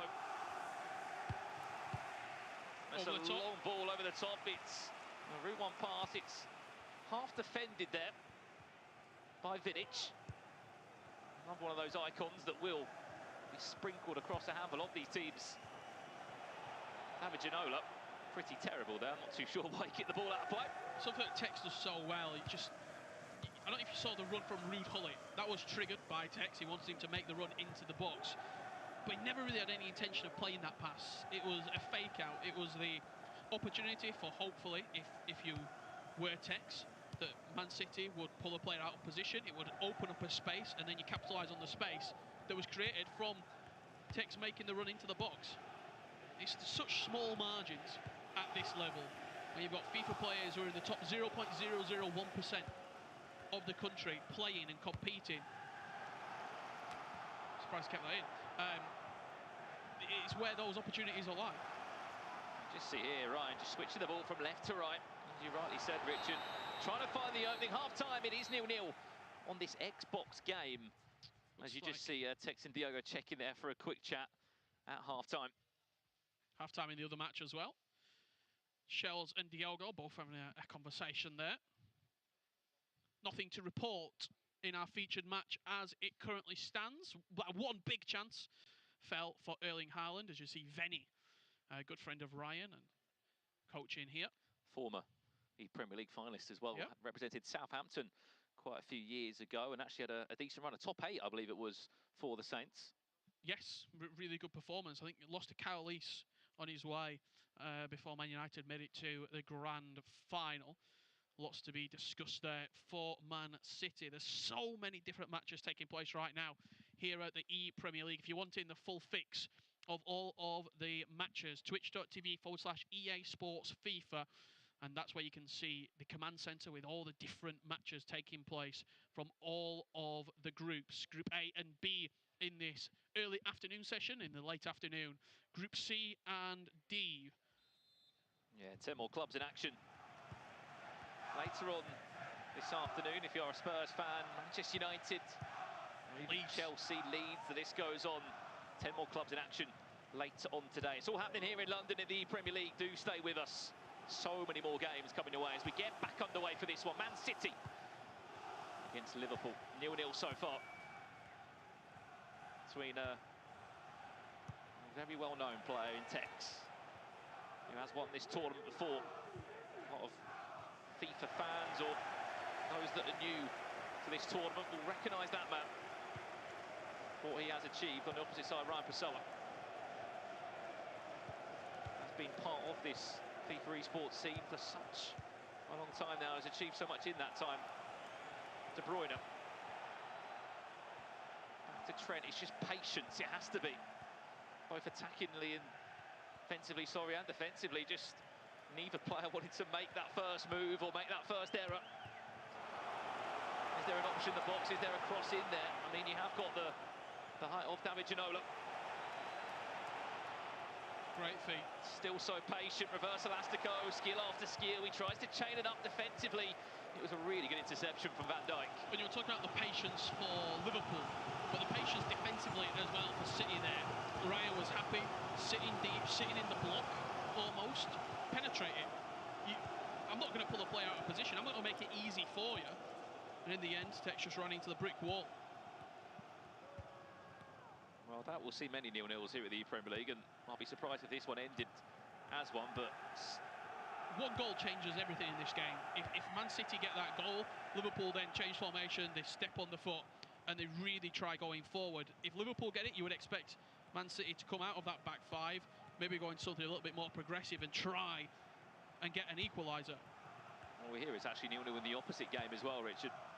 Over on the PlayStation, Shells against Diogo. It's been a goalless affair between these two clubs. This could be a chance. Junior Firpo, the Manchester City, gets into this danger area there. It was a clever little elastico from Eric Cantona. Just the exit. Ideally wanted to go through the legs of the defender, but just did not. His possession changes hands again. I think you said it early on, a chess match. It's exactly what we're seeing here. It's two players that mechanically so sound, know every single animation in the game, from that's a mistake. Tackle to skill move. Hullet just caught on it, but there was nothing really there for Tex to try and hit quick, so he's gone for a slow approach yet again and swinging the ball back out wide. Just haven't seen a cross into the box. Just don't think it's part of. It's not really the player's fault. That's what I'm saying, yeah, it's not really the way he wants to move. De Bruyne still does well, just to get it down here. Went for a Trivela there, timed it green. It was something different, but this game needs something different. De Bruyne again, down the byline. He's just trying to open up a gap, wins a corner, and into the pause menu we will go with 20 minutes left, as I think both games are actually the pause as it stands right now. Will there be a goal in this game? Yeah, both players utilising that formation, sitting back, holding the shape really well. And I think as we enter this final 20 minutes, it's going to be one chance. It's going to be one opportunity. Maybe a mistake. Maybe someone stepping out at the wrong time. And I know you said you'd be surprised if it was a 0-0 draw. I don't think I would be at this point. I mean, I'm probably the only 0-0 that we'll see. there's not been too many chances that they've created. That one big opportunity for Erling Haaland, Man City, first, 5 minutes of the game. A great save. Some would say a bad miss as well. And other than that, I can't recall too many opportunities where you think actually a golden opportunity and should be a goal. I believe the other game as well, Liverpool Man City on the PlayStation, is also 0-0. No doubt, this is the game of the group. So much on the line. Will we see a way through? Offside is Haaland. Clever idea from Tex of Liverpool, but fortunately it was not timed at all there. This is only our third round from this group play, as we said. There'll be one more round to come. Before we know it, Group A and B will be concluded. Emerson Riyad, what can you do this time? Is there a cross into the box available? Plays it short, João Felix. Man City, they tried to delay and delay. Was there ever going to be a cutback or a passing option available to David Ginola? It just did not line up. Yeah, he just collapsed on the danger far too quick. Did Tex. Shut it down, and really when Saliba was right behind him, there wasn't an opportunity to create a cutback or maybe try and take on his man.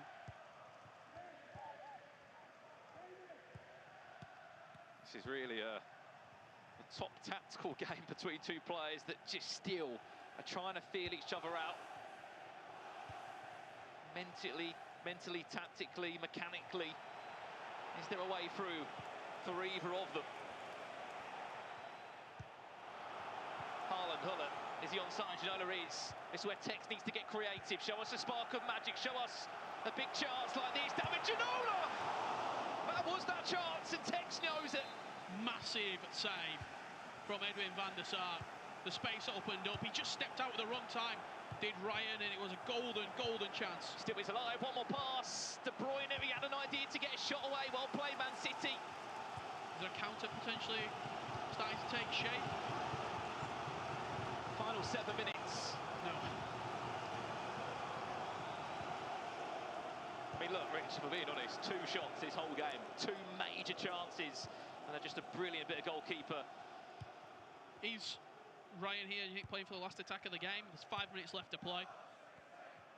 If you're new to competitive FIFA, what Ryan's going to do is he's going to pass this ball around the back. He's going to wait for the time to tick down. As soon as we get to the 90th minute, you expect him to go forward and look to score the final play of the game. The deep injury time winner, if he can get the ball forward in enough time. Or are we going to see Tex snatch it? Tex snatch it, but still a draw will keep him unbeaten so far in the tournament.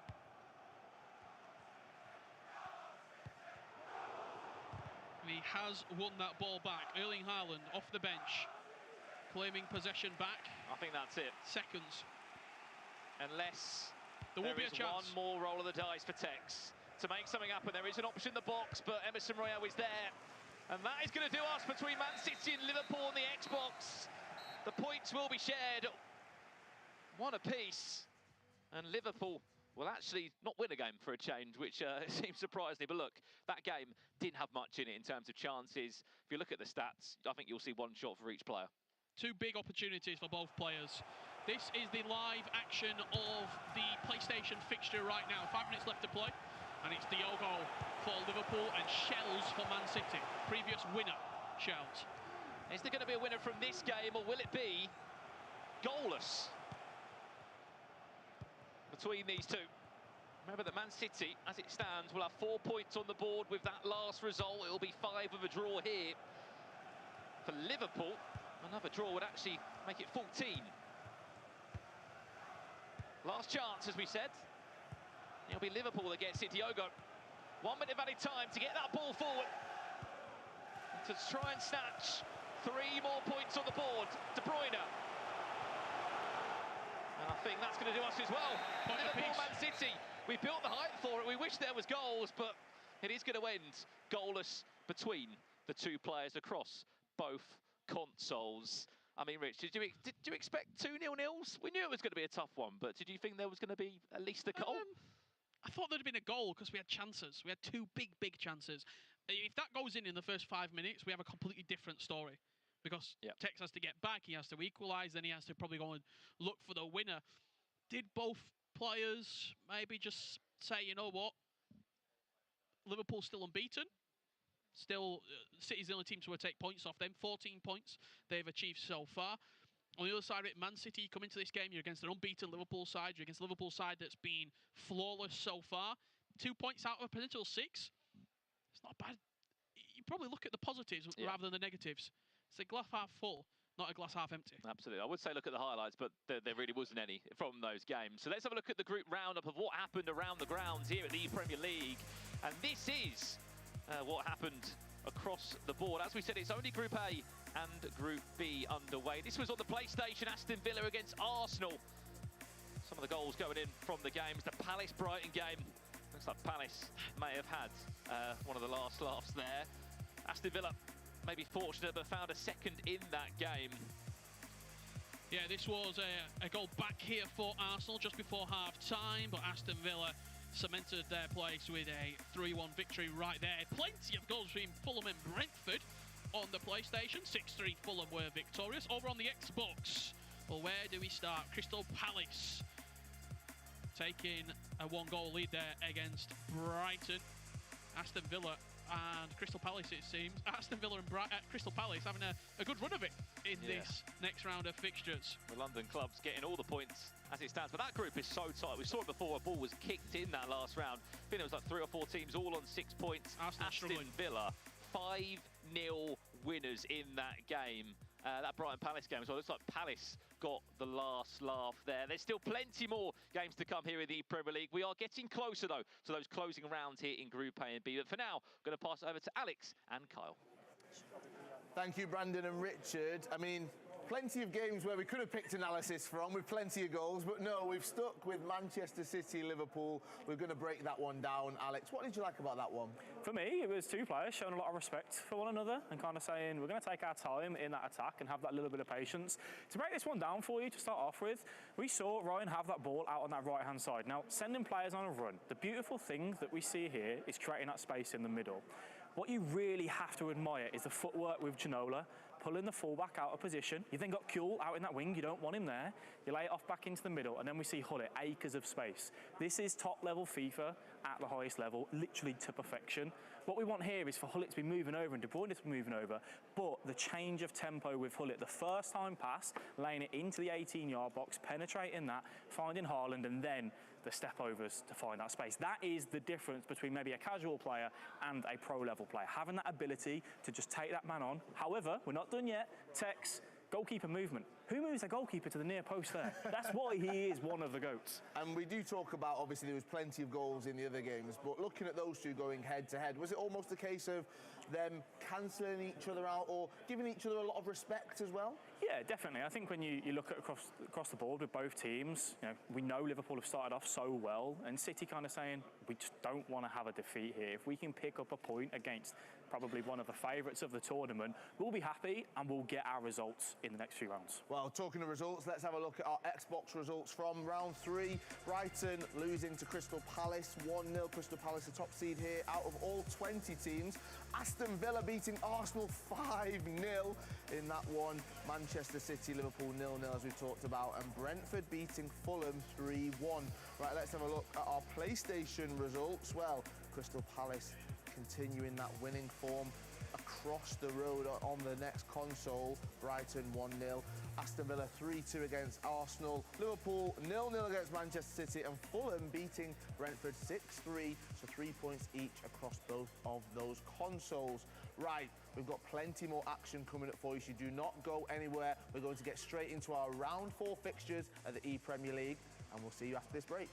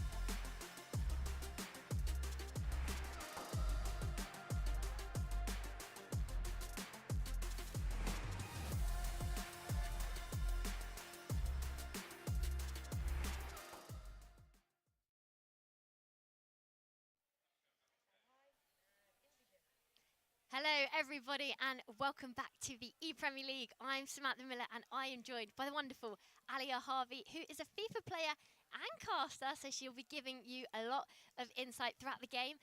We have Fulham and Manchester City coming up for you. Two brilliant teams, and there's a lot of pressure on Manchester City being one of the favourites in this tournament, Alia. They are, between Shells and Ryan Pessoa, there's so much experience between them, especially that Shells has won the ePremier League before. So this is going to be a really, really good game. Well, Alia, sorry to cut you off there, but we have begun the game and we are looking at the Xbox match, and it will be Ryan Pessoa and Shuri, two extremely experienced esports players. And right now, it is Fulham that have possession with Shuri. He's got Beckham out on this right-hand side. Is Beckham icon card that a lot of players use? Not typically, to be honest, just because, there's so many different cards that you can use in-game. But from a Premier League standpoint, Beckham is a really, really strong card. And just on the PlayStation game quickly, Shells has actually made it 1-0 for Man City with Haaland. We've seen over and over again scoring goals, but on the Xbox side, it is still 0-0. We are here still with this Xbox match, waiting to see that opening goal of the game. We know that both these have a lot in their locker, and it will be Manchester City with Ryan. He's going forward on this right-hand side. Emerson Royale looks to cut the ball across to Ginola. A bit of 1-2 play going on there. It's De Bruyne, welcome to take a shot, but opts to pass. Has been intercepted by Fulham, and I think we might see quite an end-to-end game here between these two players. We are, between Ryan and Shuri, these are two players that know each other quite well outside of competing, because at one point they were playing for the same org, and when you're playing against someone who's essentially your friend, there is a little bit more pressure there because you get bragging rights over them as well. Well, we are seeing both teams cancel each other out, but in the other game it is 2-0 to Manchester City on the PlayStation. But back to this Xbox game, it's 0-0. Who is going to score potentially that first of the game? Both a little nervy at the start. It is Manchester City with Ryan. Loses the ball out to Fulham. Shuri knows Ryan Pessoa really well, and they're almost reading each other's game. You can see right now Fulham, that Beckham card, intercepted by Hullet, another legendary icon card in the game. Hullet passed it out to Junior, and you can see that Manchester City, Ryan Pessoa, is desperate to get a goal in this game. He plays it out on this left-hand side. Will he cut it across? The chance was on. He's just waiting for it to open up, but did he wait too long? Because now Fulham are on the counter-attack. I think with FIFA, it's hard to say as when you're just watching whether it's waiting too long. When you're actually playing, you sort of have this feeling of what you are meant to do. And, between Ryan and Shuri, both of them, this is their 4th ePremier League. So they have a lot of experience competing at this tournament. And Shuri's actually made it to the quarterfinals as well. Oh, it could be Shuri that opens the scoring, and there it is. The first goal of the game. Cantona, Fulham, Shuri gets that all-important first goal of the game, and that will give him a real confidence boost. And it felt like it was coming for Shuri. He made a couple of attacks earlier on, but this one he made count. Yeah, I think from Shuri's perspective as well, he has said that he's come so close before, and he hasn't actually competed at the ePremier League for the last 2 years. So he sort of has this fire in him to sort of prove that he is still one of the best players in the UK, because he is, I'd easily consider Shuri one of the best in the UK. It will be João Felix here to try and get a second for Fulham. The ball broken up by Manchester City. Ryan Pessoa does not want to let Shuri score again for Fulham. And it will be Manchester City, Ryan Pessoa, that goes forward now, really utilising the width of the pitch. It's being well defended here by Shuri.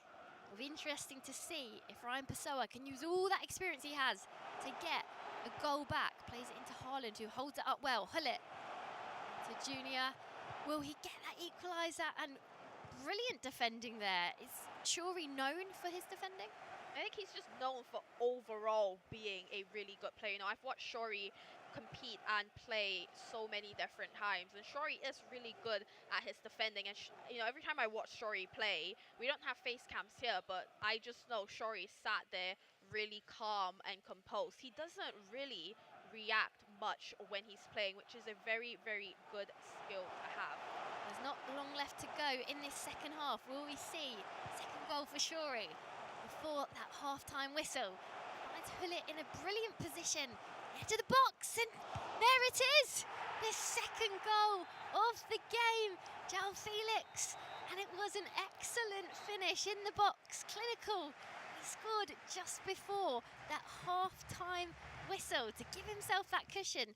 2-0. An excellent performance there from Shuri. Definitely, you know, and it's that thing again of half time. 45 minutes, 5 minutes before, you have to be so careful. And I think, you know, Man City with Ryan sort of probably in a way should have expected it, but then again didn't. And you know, I think this is going to be pretty hard for Ryan to sort of come back to, just because Shuri is so determined to get into the knockouts tomorrow and prove himself, especially that he hasn't competed in ePrem for the last 2 years, whereas Ryan, he was in this tournament last year. He got knocked out in the group stages, but you know, it's FIFA, you can never say never. And both goals for Shuri were scored by the new FUT birthday cards as well, João Felix and Cantona. So in a way, it's unsurprising that we are seeing FUT birthday score.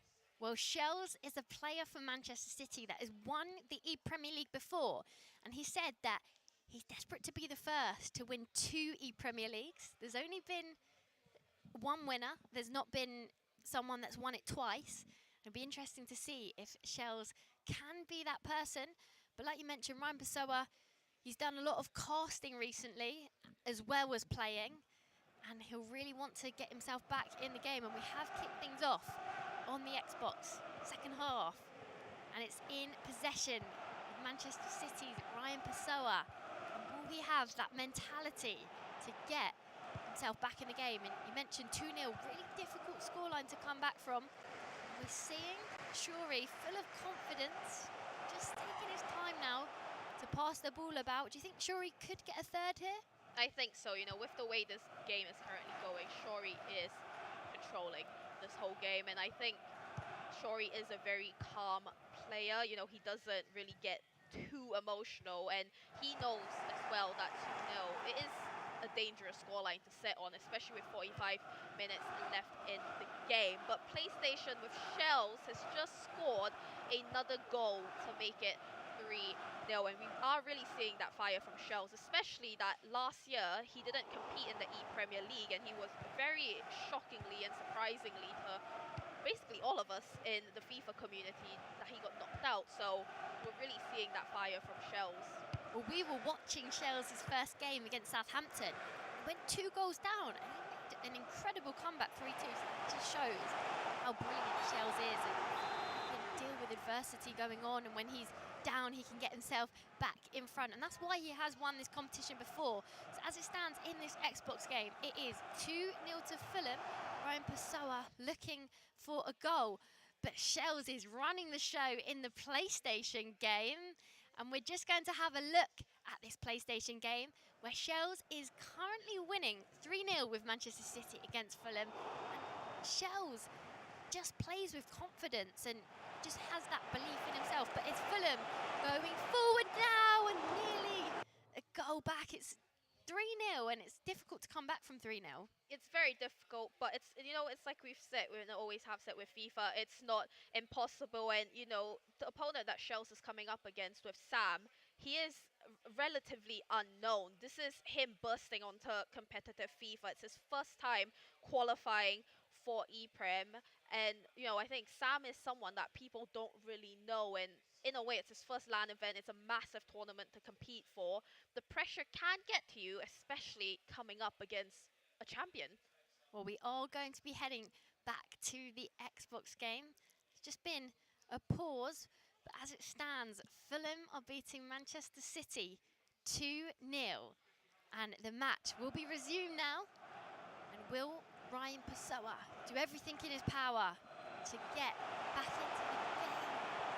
Difficult with it being 2-0 to Fulham. Do you feel like Fulham have had a good tournament so far? Yeah, you know, I think they have. I think Shorey is a very, very experienced player. He's been in the FIFA scene for so many years. He's been teamed up and has the experience of playing and learning from the best players in FIFA. And I think, you know, Shorey, he's just been incredible today, especially the last time he competed in this tournament. He got all the way to the quarterfinals, didn't qualify for the last year. So, you know, with that on his side, you just have that desire and massive urge to just really, really prove yourself. Well, Ryan Pessoa will need to keep fighting. As it stands, Shells is winning 3-0 in the PlayStation game, but Ryan Pessoa is trailing behind 2-0 in this Xbox match, but it could be another chance here. He's got the ball out wide on this right-hand side, and he just almost overplayed it there. He was trying to beat a player, couldn't get past them, and he's using that Janola special icon card. It will be Ryan Pessoa that gets a goal back. Who else but Haaland? An excellent finish, power behind it. And there it is, the belief for Ryan Pessoa to get himself back in the game. He's narrowed the scoreline down. And it'll be Shorey to try and get a goal quickly down the other end. Didn't manage to do so. As it stands, Shorey still in the lead. But Ryan Pessoa, could we see a real comeback on here? Yeah, you know, 20 odd minutes left in the game. It's not impossible, you know. I think a lot's at stake for City to make sure that they win this game. And at the same time as well, on the PlayStation side, Fulham got a goal back for themselves. So it's currently 3-1 to City on the PlayStation side and 2-1 to Fulham on the Xbox side. Well, it is still all to play for here in this Xbox match. Will Manchester City an equaliser, or will Fulham add a third to their tally? Just overplayed it there. Shorey bringing out the skills. Is Shorey quite a skillful FIFA player? Yeah, he is, and I think we see him do a lot of player locks as well. You know, he's done it quite a few times in this game in the box as well, because with the player lock, it makes your opponent think you are going to pass to that player, but you can cancel it. So we have seen a lot of player lock cancels from Shorey as well, but we have just seen a pause come up from Man City here, and we can expect Ryan to change his formation to a more attacking one, but also bring on fresh legs for the last 15 minutes of the attack. Well, Ryan Pessoa will keep trying to get the equaliser. He's doing everything in his power, changing up the tactics. He's just trying to be patient with the build-up play here. He is slowly running out of time.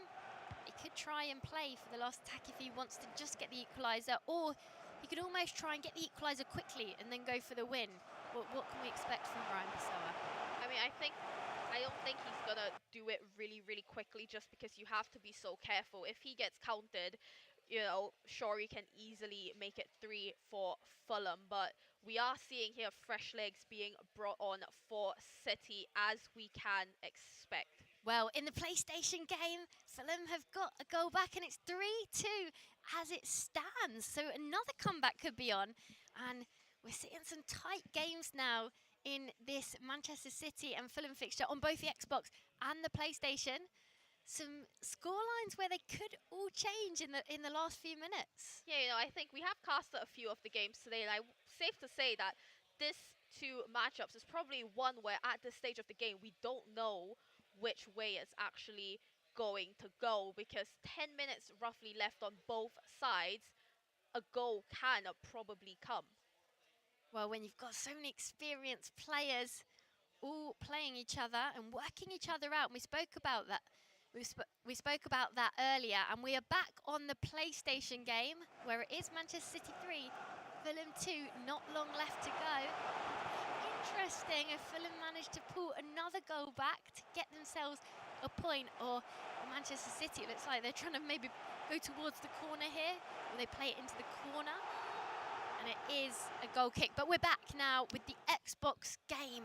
Can't keep our eyes on both these games because there's so much going on. We almost don't want to miss a thing. So keep switching between the two. But over on this Xbox game, it is Fulham 2, Manchester City 1.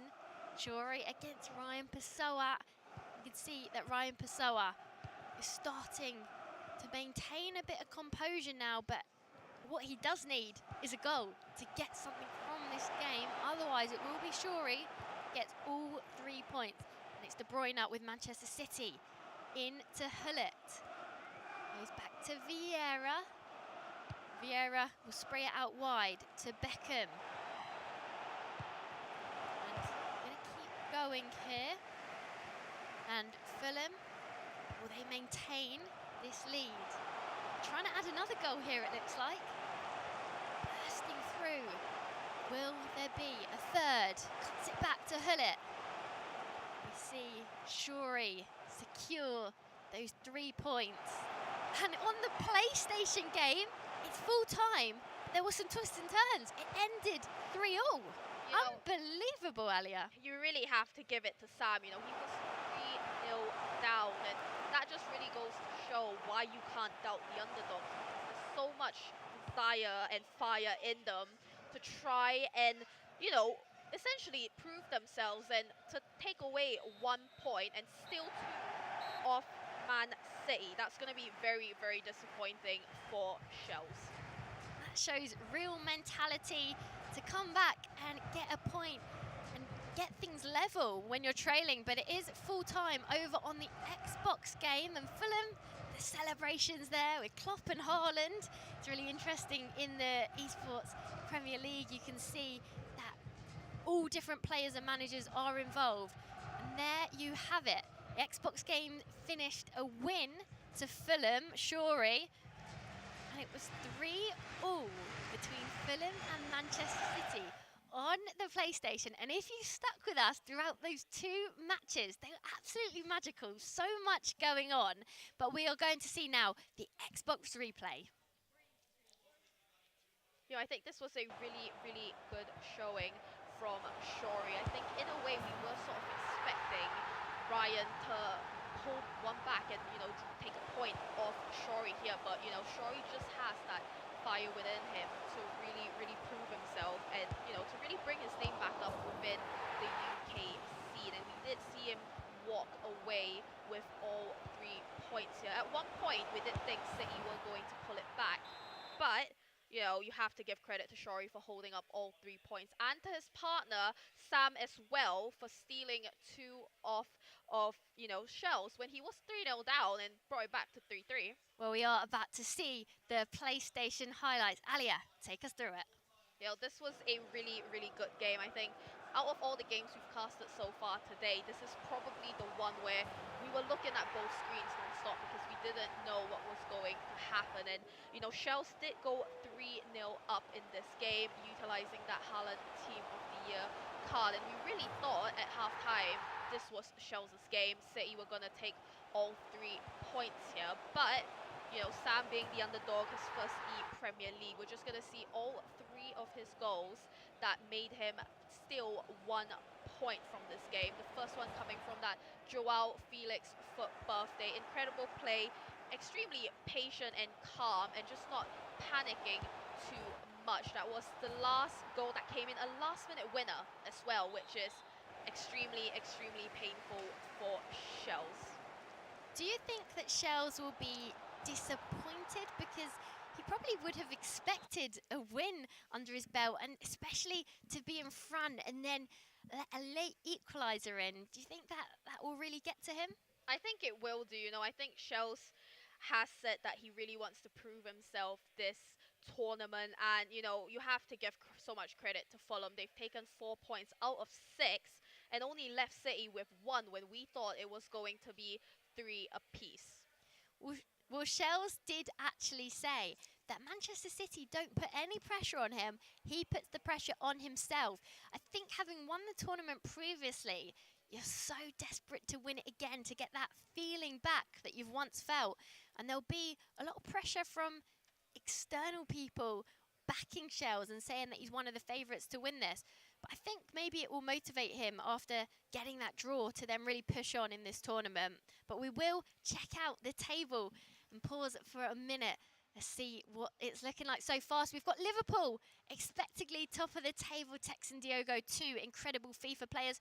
Fulham, after those results, they now go into second. So that draw was pivotal for them in this tournament. You've got Wolves sitting in third, and then Manchester City in fourth, which is a huge surprise, and Brentford bottom of the table. Alia, Group B is heating up. What are your thoughts? It is, I think if you go back to the start of the day and you say who are your 2 favourites to go through from this group, it would have been City and Liverpool on paper. But you have to massively give credit to Fulham. They are not going down without a fight.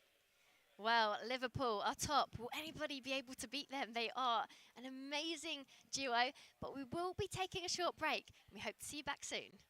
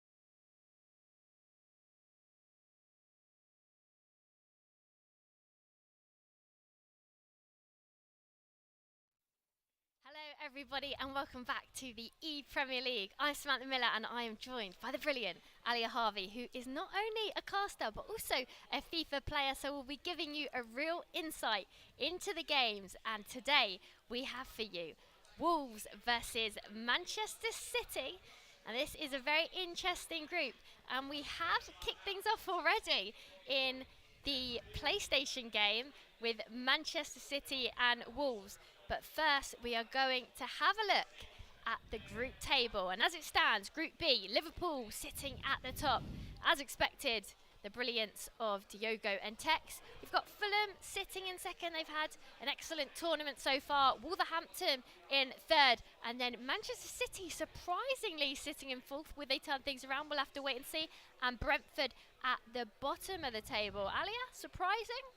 Yeah, I think it is very surprising. I think there is a lot of stake, a lot at stake, for both teams here. This is their last game of the day. And, from City's perspective, if they want to sort of increase their chances of qualifying, they need to make sure that they win both of their games and secure all 6 points, hoping that Fulham drop some points. Well, we are into this first half of the PlayStation game, and Manchester City tried to get a shot off on goal, but it was brilliant defending there from Wolves to deny them the opportunity to get a shot. And we know Shells is super experienced. He's won the competition before, but he did just let Fulham get a last-minute equaliser to make it 3-0 in his previous games. I think he'll be coming back with a vengeance almost to try and get 3 points in this one. And it is Manchester City Shells that's opted to pass backwards and just build up the play, waiting for gaps to open up, is switching the play nicely.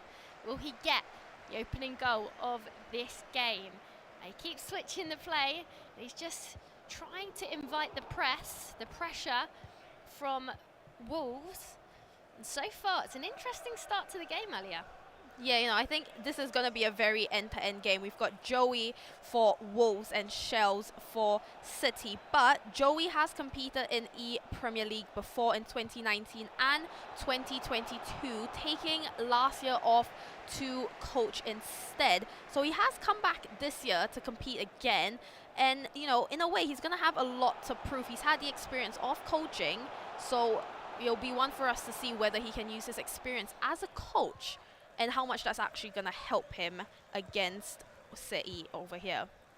Well, it is City playing it out from the back now.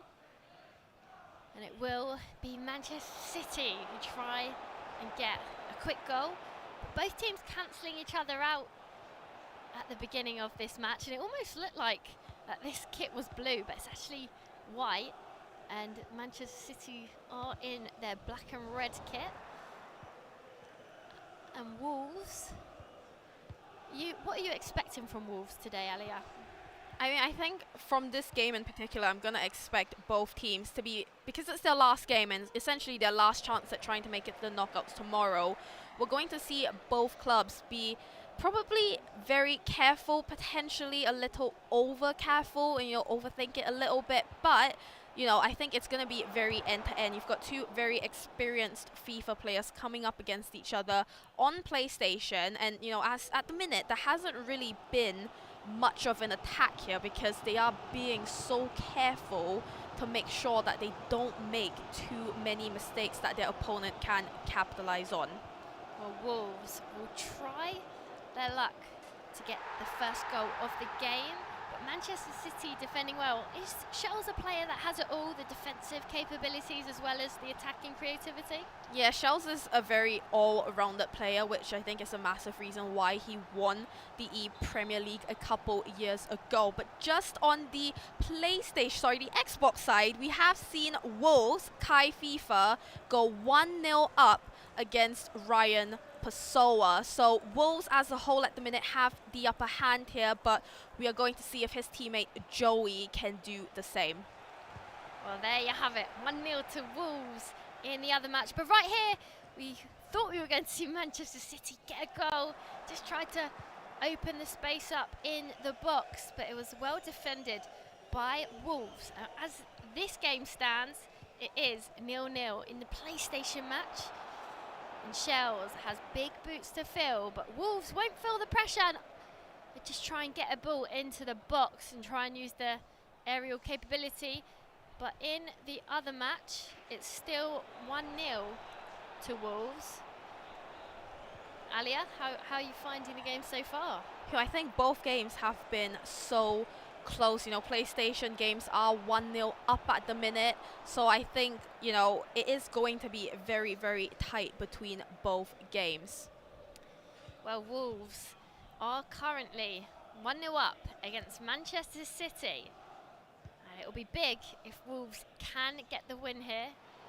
Manchester City have intercepted, going forward with Ginola. Ginola, a player we've seen a lot in the game so far. It's Emerson Royale. He's just trying to get out all the skills here. Ginola into Yaya Toure. Yaya Toure has a real physicality in this game, and it's Wolves breaking forward on the counter-attack here. A lovely through ball into Ginola for Wolves. An outstanding save there by Van der Sar, and it will be a corner now to Wolves. It goes all the way back to Saliba, and it's into Virgil van Dijk, really using their defensive players to get forward. Wolves, is that a tactic they're looking to use? Yeah, definitely. And, we have seen with a lot of these shots as well, they are all green timing their shots because it just increases the chance of scoring a goal. And on the Xbox side, we have seen Ryan Pessoa with Man City go 1-0 up just a couple minutes before half time. So both games are sitting at 1-0.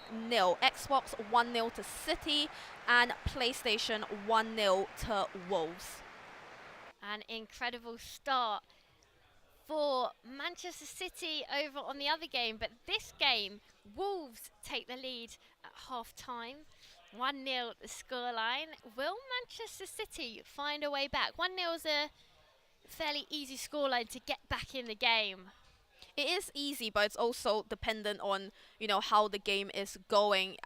City on that side, there's 0.5 expected on the PlayStation game, and Wolves are on 0.6 expected. So it is a very, very close game. It's an easier scoreline to get back into, but because the expected goals are so close and it's such a tight game, it isn't really, in this context, an easy game to come back to because both opponents are just so end-to-end. It's on the same level, but you just never know. I think we will expect Wolves as well to probably sit back a little bit and just be very, very careful with making sure they don't lose possession of the ball. Well, we are kicking things off in this second half. As it stands, Wolves beating Manchester City 1-0 in this PlayStation game. And Yaya Toure get things rolling for Manchester City. Do we expect a comeback from Manchester City, taking into account their experience? Yeah, I think it is one of them games, like I mentioned earlier, it's just going to be so tight. City are going to try and get the equalizer, but Wolves are trying to go another goal up. But because it's so tight, you just can't expect, in a way, or guess what's about to happen because both players they're not on the same level, so to speak, but in the terms of the game, they are on a very, very similar level. So I think we are potentially going to see this game seeing out either as a 1-1 draw or 1-0. Well, Wolves played the free kick quickly. They tried to break through the box, and the ref's got his card out here. It's a yellow card, and it will be a Wolves free kick. Will they make use of this? It's from a good distance. Have you scored many free kicks, Alia, quickly before they take it? Not me personally, no. Well, it's a hard technique to get right. Will they get it right this time? Wolves take the free kick and bounces back through the wall, back into Wolves. Hullet into Ginola. Will Ginola find the finish? He does, into the bottom corner. Wolves double their lead with Ginola. An unbelievable finish. They didn't manage to score from the free kick, but they scored moments after it, and that will really settle Wolves in this game, 2-0 up. Yeah, I think what we did see from Wolves there was just the calmness. You know, I think we do see this a lot with FIFA players, where in the box you just do 1 or 2 skill moves. You know, I'm pretty sure Wolves did do the step overs there, and that just makes the difference of creating that extra little space, giving you a different angle and sort of tricking your opponent in a way to give you that space to just score a goal, and that's what we have seen from Wolves. Fantastic goal there from Wolves, giving them that 2-0 cushion. Will we see Manchester City make a comeback here as they go forward? Joe Felix, and what a save there from Van der Sar. Van der Sar has been excellent for a lot of teams in this tournament so far. Yeah, you know, I think with icon keepers, Van der Sar is the one players are going to choose. And as well, it is credit to the players' keeper movement as well, because at this stage of the game, you know, you can't really rely on AI too much. You have to trust your instinct and be able to move the keeper yourself. Well, Wolves are changing their tactics to ultra defensive. They really want to defend this lead. Do you think they'll be able to do it? Is that a tactic you would maybe play? You did say they might sit back a bit more now they're up. Yeah, you know, from the 60th minute, it's sort of the time that you will see players start to make changes and pauses in the game, which is what we've seen on both consoles at the minute. But, you know, Wolves are going to sit back. I think even that second goal, they weren't really attacking for it. They were sort of just defending, making sure they don't concede, and they've cushioned their goal a little bit more now, which is going to make it really, really difficult for Shells to come back from this game. And, you know, the last game, he was 3-0 up, and he scored a last-minute, he conceded, a last-minute goal to make it 3-3, and that's going to be very difficult to not have on the back of your mind. Well, we could see a goal back here for Manchester City. Ginola, 2-1 to Wolves, but Manchester City pull one back. And could Shells really create that comeback now? We did see it in his first game. He was losing 2-0 to Southampton, managed to come back 3-2. But Wolves have the ball now in the box, and once again, Van der Sar out super quick. And in the end, the ball has gone out of play. It's a corner for Wolves, trying to maintain this 2-1 lead. And will Manchester City counter-attack quickly? At the moment, Wolves have it with Haaland. Haaland, we know, is an out-and-out goal scorer. A lot of teams picking Haaland in this game. It's Manchester City that will try and go forward now, but how important is Haaland to use? I think Haaland is seen as one of the best cards to use in game, especially his Team of the Year card. You know, before all these promos came out, Gold Haaland was in so many people's teams, and it's because he's tall in game, he's big in game. You know, it's just, he has everything you sort of want in a striker. But at the minute, both games are only sitting on a 1-goal cushion. It did look like Haaland was going to take a shot from distance for Manchester City. Is that what Manchester City need to do now? They desperately need that equaliser. Do they take shots from distance, or do they try and wait to weave their way in and out of the box through passing or dribbling? I mean, with only 17 minutes left, you know, you are going to sort of try to do different style of shots rather than just shooting in the box. They are going to do it outside of the box. They're going to do power shots. They're going to do finesse shots. They're going to do outside of the boot shots. You know, you're just going to see so many different types of shots being done here, especially that they need to win both of their games on Man City's perspective to have a chance at getting to the knockouts tomorrow. Well, Wolves have gone with a 5-4-1 formation. What do you think of that, Alia? Is that a good choice? Yeah, you know, I think they have gone 5 back just to make it a little bit more defensive and only have one striker up top, because realistically, you know, they do need to score to cushion the goal a little bit more, but it's more important for them to hold that lead. There's not too long left to go in this game, but Wolves just trying to play it down the line, potentially take it into the corner. Or it might be a bit too early for that, but Wolves really want to hold on to this 2-1 lead. You can't write Shells off. He has it in his locker. We've seen him make a comeback before. He's won the ePremier League previously. He really wants to win it again. Will that be playing on his mind throughout all these matches, or will he just take one game at a time? You know, I think it is going to be one game at a time, and you know, I think from Shell's perspective as well, there is pressure on him. And, you know, it's like you mentioned earlier, he puts a lot of pressure on himself. And if Man City don't make it through to the knockouts tomorrow, I think it is going to be very, very hard on him, especially that he didn't qualify last year. But we also have seen from Shells that he can be down, but he can pull it back. So hopefully we'll see Shells potentially at least equalizing here and potentially scoring a winner. But on the Xbox side, City have just gone 2-0 up. So at the minute, it is 3 points apiece. Well, we do have replays of both those all-important Manchester City goals from Ryan Pessoa. Let's take a look. And we will see Manchester City keep trying to get a goal back in this match where it's 2 to Wolves, 1 to Manchester City. And over on the other game, it's Manchester City 2, Wolves 0. So at the moment, as it stands, we've got Wolves and Man City winning a game each, but it could all change. But it is full time on Xbox, and it is 2-0 to Manchester City. That will be a massive win for Manchester City, securing those 3 points, because they do want to work their way up the table.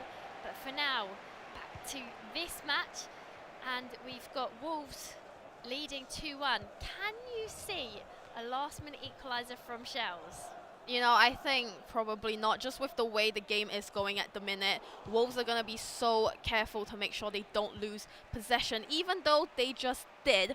But, you know, it's the last attack here. Shells really, really needs to try and get that last point, but very, very well defended by Wolves to secure 3 points on PlayStation. Incredible. You wouldn't have expected Shells to lose this match, but it will be interesting in terms of the table now, which we will show you soon. But firstly, let's just talk about that game. Shells would have expected to potentially have got all 3 of those points, but Wolves, they were exceptional in this match to beat Shells. The calibre of player that Shells is, I think they'll be really pleased. And we are going to take a look at a recap of this match. Alia, just talk us through it. You know, I think here with Wolves, I think in a way they sort of had less pressure on them because they were the underdogs here, and Shells was fresh off a game, you know, conceding to have a draw within the last game, and I think that makes a massive difference. He's come off a draw straight into this game, and it isn't easy to just sort of switch off in FIFA and just forget the last game, especially with how much that's at stake. And, you know, this was the last game for both City and Wolves, and we will look at the table later, but just at the minute, we are going to look at the highlights for this game. Well, let's take a look at that first goal for Manchester City. A bullet header from Haaland. It was a brilliant game between these two. That was a chance for Inter Van der Sar. And Manchester City, once again, another near chance. It was an excellent save. And then here it is, the goal to seal the win. And it was a brilliant performance there from Manchester City. How would you sum that up? I mean, I think we have to give a lot of credit to Ryan. You know, I think in that game, I think it was sort of his chance to just prove how good of a player he is. And I think there he did, especially in that last game that he had and the goal that he scored. It was a bit of a sweaty goal that we see a lot of FIFA players do. But just looking at the group standings now, as it currently stands, Liverpool are cruising and pretty much have confirmed their spot for the knockouts tomorrow. But it is still very, very close between Wolves and Fulham. Just 1 point between them. So we are going to wait for the results of Fulham. But at the minute, it is looking like Wolves and Liverpool. Incredible stuff from Liverpool that have maintained that top of the table spot for a while now. We know that Tex has won the competition before, his partner Diogo. They're both very experienced. They're always together as a partnership very often. Are we going to see Fulham get through as well, or will Manchester City try and work their way up the table? Stick with us, we're taking a break, but you don't want to miss anything because this competition in the ePremier League is heating up.